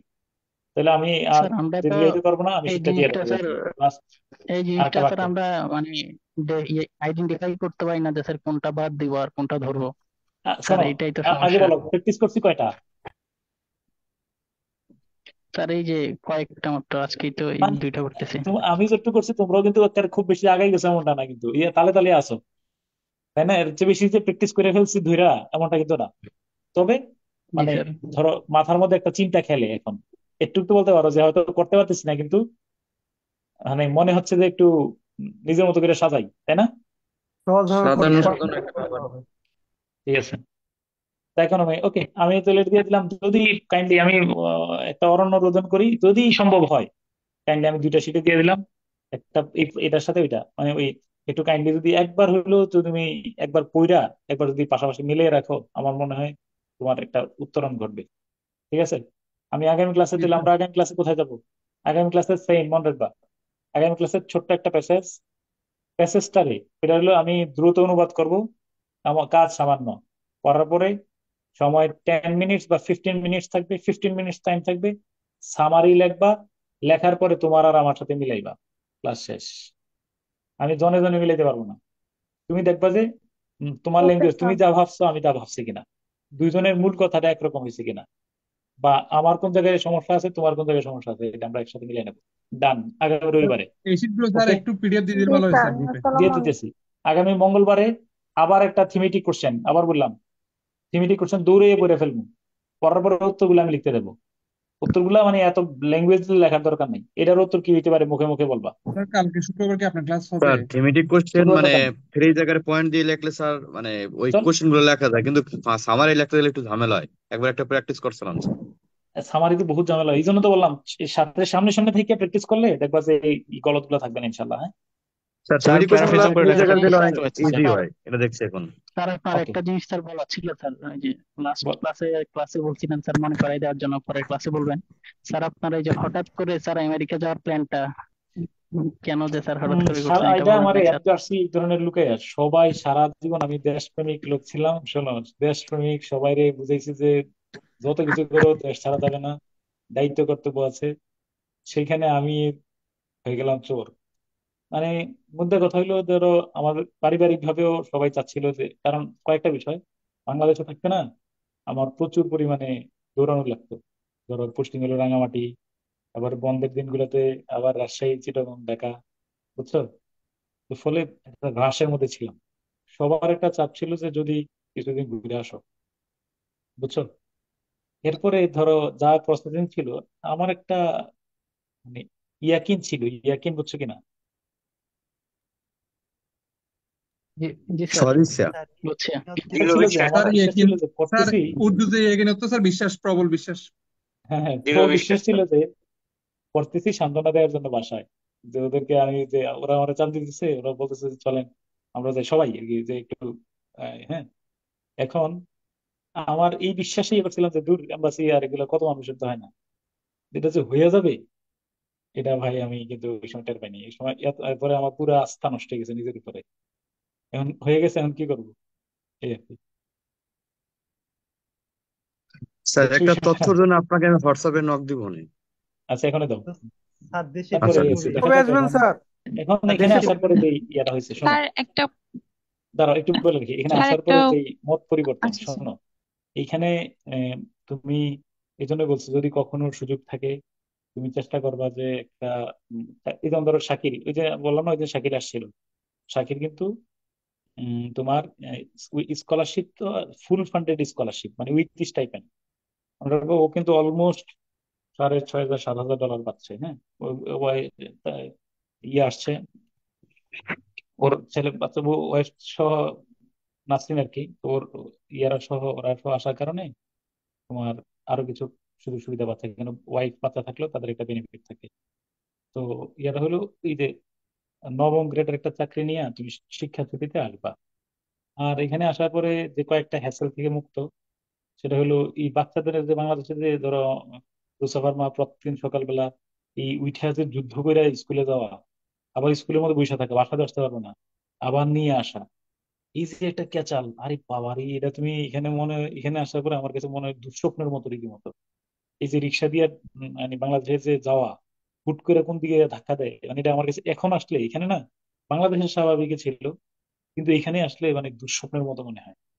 এরপরে স্কুল থেকে ফিরছে, ফেরার পরে যে তারে পড়ানোর জন্য যে একটা যুদ্ধ করা লাগে, বুঝছো কিনা, এই যে টিউশন মাস্টার টাস্টার বিভিন্ন রেখা, এইখানে অন্তত পক্ষে এটা একটা বড় রিলিফ। স্কুলে সকালবেলা দিয়ে আসছি, এরপরে তোমার বিকালবেলা যে নিয়ে আসবো 10 মিনিট, ধর 2 মাইল যাচ্ছি, আমার 5 মিনিট সময় লাগতেছে, দিয়ে আসতেছি নিয়ে আসতেছি। আর আমি নিয়ে আসতেছি, কিন্তু স্কুল বাস আবার 2 দিন দেয়, সোজা বাসার সামনে নিয়ে যাবে, বাসার সামনে দিয়ে যাইতো এর আগে যখন আমি গাড়ি ব্যবহার করতাম না, দিয়ে যাইতো কোনো দিয়ে এসে কলিং বেল দিয়ে ভিতরে ঢুকে দিয়ে দিত, গেল। এরপরে স্কুলে এমন কোনোই পড়া নেই, স্কুলে বই কি ওরাই জানে। হ্যাঁ, এই আমি স্কুলে কোনো বই এখানে নাই, আমি কিছু বই এরকম বই নিচ্ছি, দাঁড়াও।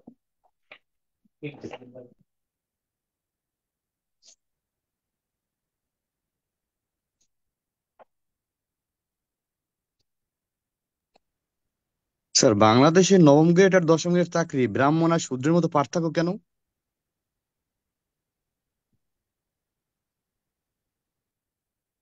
এই যে মানে $1 দিয়ে একটা বই কিনে নিয়ে আসছি এরকম ধরনের, এই যে 3rd গ্রেডের, ঠিক আছে, কিন্তু খুব সুন্দর সুন্দর, ধরো এগুলো আসলে অসাধারণ বই, মানে এগুলো পুরোটাই ক্রিয়েটিভ। আমি যদি একবার বইটা তুমি পুরোটা চোখ বোলাও, বুঝবা যে আসলেই ভাষায় কেন পড়া লাগে না। এটা আমি এখানে খুব চমৎকার, মানে মানে হাসির ছলে যে, মানে খেলার ছলে যে এত সুন্দর ইয়ে হইতে পারে তোমার কারিকুলাম, এটা তুমি পুরো বইটা আমি মনে করি যে একবার ওটা দেখা উচিত, যে 1st grade, 2nd grade, 3rd grade এই বইগুলো কেমন, কারিকুলাম গুলো কেমন। তুমি হ্যাঁ, যেমন তোমার আমি বলি কালকে ওরা যেমন ধরো এখানে ইয়ে করাচ্ছে, হ্যাঁ, ধরো একটা একটা একটা 30 সেকেন্ডের সময় দেওয়া, তবে ফোনটা করে দিছিলাম।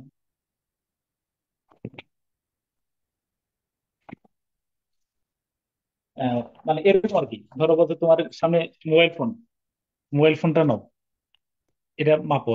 এটা হলো তোমার আগে এস্টিমেশন করো তুমি কত এটার মধ্যে কত, এটা কত সেন্টিমিটার, এটা আগে অনুমান করো, অনুমান করে লিখো। হ্যাঁ, এটা ধরো 15 সেন্টিমিটার। এবার স্কেল নিয়ে আসো, স্কেল নিয়ে আবার তুমি আবার মাপো, মাপার পরে কি করো বলে আবার দেখো তোমারটা কতটুকু ঠিক আছে, বুঝছো কিনা। তো এরকম ধরো 10-12টা ওরে ওরে মাপাইছে, যে এই এই যে বইটার পৃষ্ঠাটা আছে, বা এখানে যে একটা বক্স দেওয়া আছে এই বক্সের মধ্যে, এখানে যে ইনস্ট্রাকশন দেওয়া আছে ইনস্ট্রাকশনের বক্সটা কত সেন্টিমিটার, এটা আগে তুমি অনুমান করো, করার পর স্কেল দিয়ে মাপবা। তো এটা কিন্তু মানে পুরোটার মধ্যেই তোমার সৃজনশীলতায় ভরপুর, সত্যি এই আর কি। তো যেটা বলতেছিলাম যে তোমার ওই ইয়া নাই, উম, মানে বাংলাদেশ যে সে ইয়ে করা হয়, ভাষা পড়ানোর এটার একটা হেডেক নাই। যে বা যে কোনো কেউ, তুমি দিয়ে স্কুলে দিয়ে চলে গেছো, আবার তুমি চাকরি টাকরি করে স্কুল থেকে চলে আসতেছো। আর একটা প্লাস পয়েন্ট হলো ওয়ার্কিং কোনো টাইম নাই বাস্তবিক অর্থে, তুমি তোমার সুবিধা মতো সময় মানে যে কোনো কাজ করতে পারবে। যদি মনে করো যে আমি রাত 4টা থেকে কাজ করবো সকাল 8টা পর্যন্ত, পসিবল। এই আর কি সব মিলে। স্যার আর বাংলাদেশে আরেকটা নবম আরেকটা তথ্য দশমের একটু তোমার দিয়ে পার্থক্য কেন রাখি, বলবে? আরেকটা মজার ইনফরমেশন তোমার দিয়ে রাখি। এইখানে কিন্তু স্যালাইন শব্দ সম্পর্কে মনে হয় কেউ জানে না, এবং স্যালাইন রিলেটেড মেট্রিল, it is not a common medicine here. মেট্রিল এবং স্যালাইন, এবার কেন বলো কেন? স্যার, এরকম কেন? এই ধরনের রোগ তো এখানে নাই, এই ধরনের খাবারও নাই, এই ধরনের রোগেরও ঘাটতি আছে। কারণ এই ধরনের খাবার খাইয়ে তোমার পেটে সমস্যা হয়েছে, সেই রেস্টুরেন্ট তো বাইচা থাকার কথা না।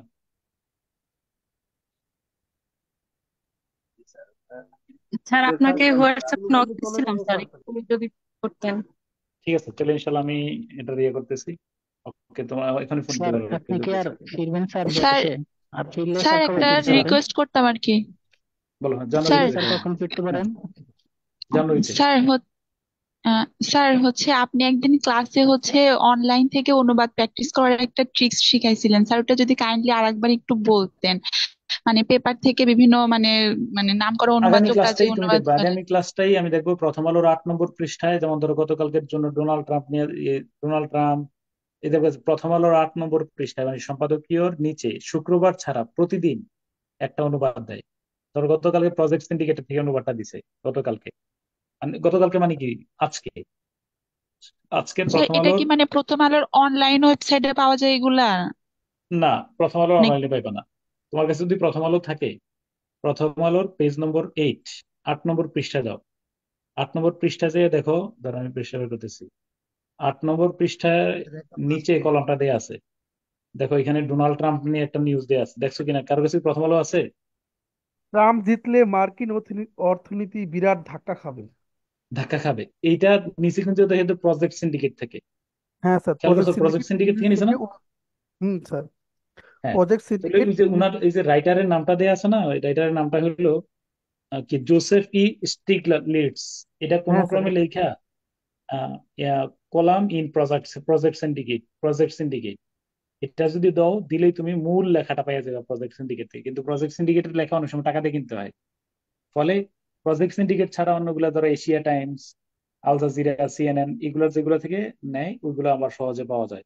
ফলে ওই সেম আমার এই যে তুমি আজকে যে আমি ক্লাসে শেয়ার করলাম হিন্দুস্তান টাইমস এর মধ্যে, খেয়াল করে দেখো এই লেখাটা মার্ক টালির লেখা, বিখ্যাত সাংবাদিক, উনি 1971 সালে বাংলাদেশে বেশ কয়েকবার আসছে। তো ওই মার্ক টালির লেখা হিন্দুস্তান টাইমসে ছাপা হয়েছে, এইটা প্রথম আলো অনুবাদ করে ছাপা হয়েছে এই 8 নম্বর পৃষ্ঠার নিচে। সেম এরকম আর কি বলতে বলছি। শুধু এটা না, প্রত্যেক ইত্তেফাক, সমকাল, প্রত্যেকটা পত্রিকাই এবার অনুবাদ করে। বিবিসি একটা প্রতিবেদন দিছিল, প্রতিবেদনটা কি বলো? ওই যে শেখ হাসিনা যখন পালাই গেছিল, শেখ হাসিনা যখন পালাই গেছিল তখন বিবিসির একটা প্রতিবেদন ছিল, কি সেটা বলো তো? ওই যে কিভাবে শেখ হাসিনা পালাই গেছিল, মনে আছে? দেখছিল এটা কেউ? হ্যাঁ স্যার, পড়ছিলাম কি স্যার। এটা হলো, শিরোনামটা হলো উম শিরোনামটা হলো Sheikh Hasina's final hours as a heated autocrat. ও ও Sheikh Hasina's final final hours, এই যে এটা, Sheikh Hasina's final hours as a heated autocrat.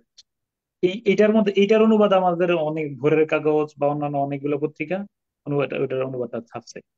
তো এই ধরনের ইন্টারন্যাশনাল, এবং মনে রাখবে যে এখন তো সবগুলাই, যেমন ধরো অলমোস্ট এই যে গতকালকে আম, ইয়ার শেখ হাসিনার ব্যাপারে একটা নিউজ দিছে, কি বলো, এই যে দেখো, এটারও দেখছি কোন জায়গায়, যে আমি হঠাৎ করে চোখে পড়ছে, 30 সেকেন্ড আমি শেয়ার করি, স্ক্রিন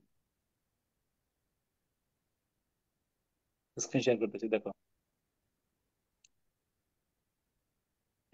বাংলাদেশের ex prime minister should keep quiet until trial. কে বলছে বলো? ইউনুস, 2 ঘন্টা আগে নিউজ। এটা এটা বলছে স্যার, হ্যাঁ। হ্যাঁ হ্যাঁ হ্যাঁ। এই যে বাংলাদেশের ousted Prime Minister Sheikh Hasina should keep quiet while exiled in India until she is brought home for trial. Interim leader Mohammad Yunus told Indian media. এবং আচ্ছা, এগুলা তুমি কি রিডিং করে চলে যাবে না? আমরা যে সমস্যাটাই ভুগি, আমরা কিন্তু অর্থটা বলতে ধাক্কা খাচ্ছি বা ফ্লুয়েন্ট হচ্ছে না। লাইনটা পড়া তুমি মুখে মুখে একবার উচ্চারণ করে দেবে অর্থটা।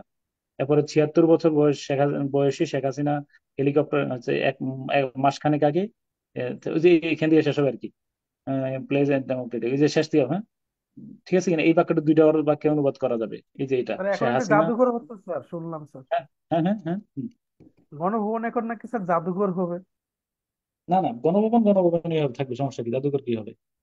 ইন্টারিম জানেন না আমি, তারপরে ইন্টারিম গভর্নমেন্ট। ওকে, তো স্যার এগুলোর ঘোষণা উপর দিচ্ছে। ওইটার ওই যেগুলো অবস্থায় আমাদের স্যার মানে খ্যাতনামা গণভবনকে ওই পত্রিকাগুলোতে অবস্থাতেই। কিভাবে অনুবাদ করে সেগুলো আমরা ইয়ে করবো। তোমরা কি আমার মূল কথাটা বুঝছো তো? ঠিক আছে, তাহলে ইনশাল্লাহ নেক্সট ক্লাসে দেখা হচ্ছে ইনশাল্লাহ। আল্লাহ হাফিজ। জি স্যার, জি স্যার, থ্যাংক ইউ, জি স্যার। আসসালামু আলাইকুম। স্যার একটু হোয়াটসঅ্যাপ চেক দিবেন প্লিজ স্যার। ঠিক আছে, ইনশাল্লাহ দেখতেছি আমি, হ্যাঁ। স্যার আপনার আল্লাহ নেক্সট হাফিজ। ক্লাস কখন? রবিবার সামারি। Yes, আল্লাহ হাফিজ। আসসালামু আলাইকুম।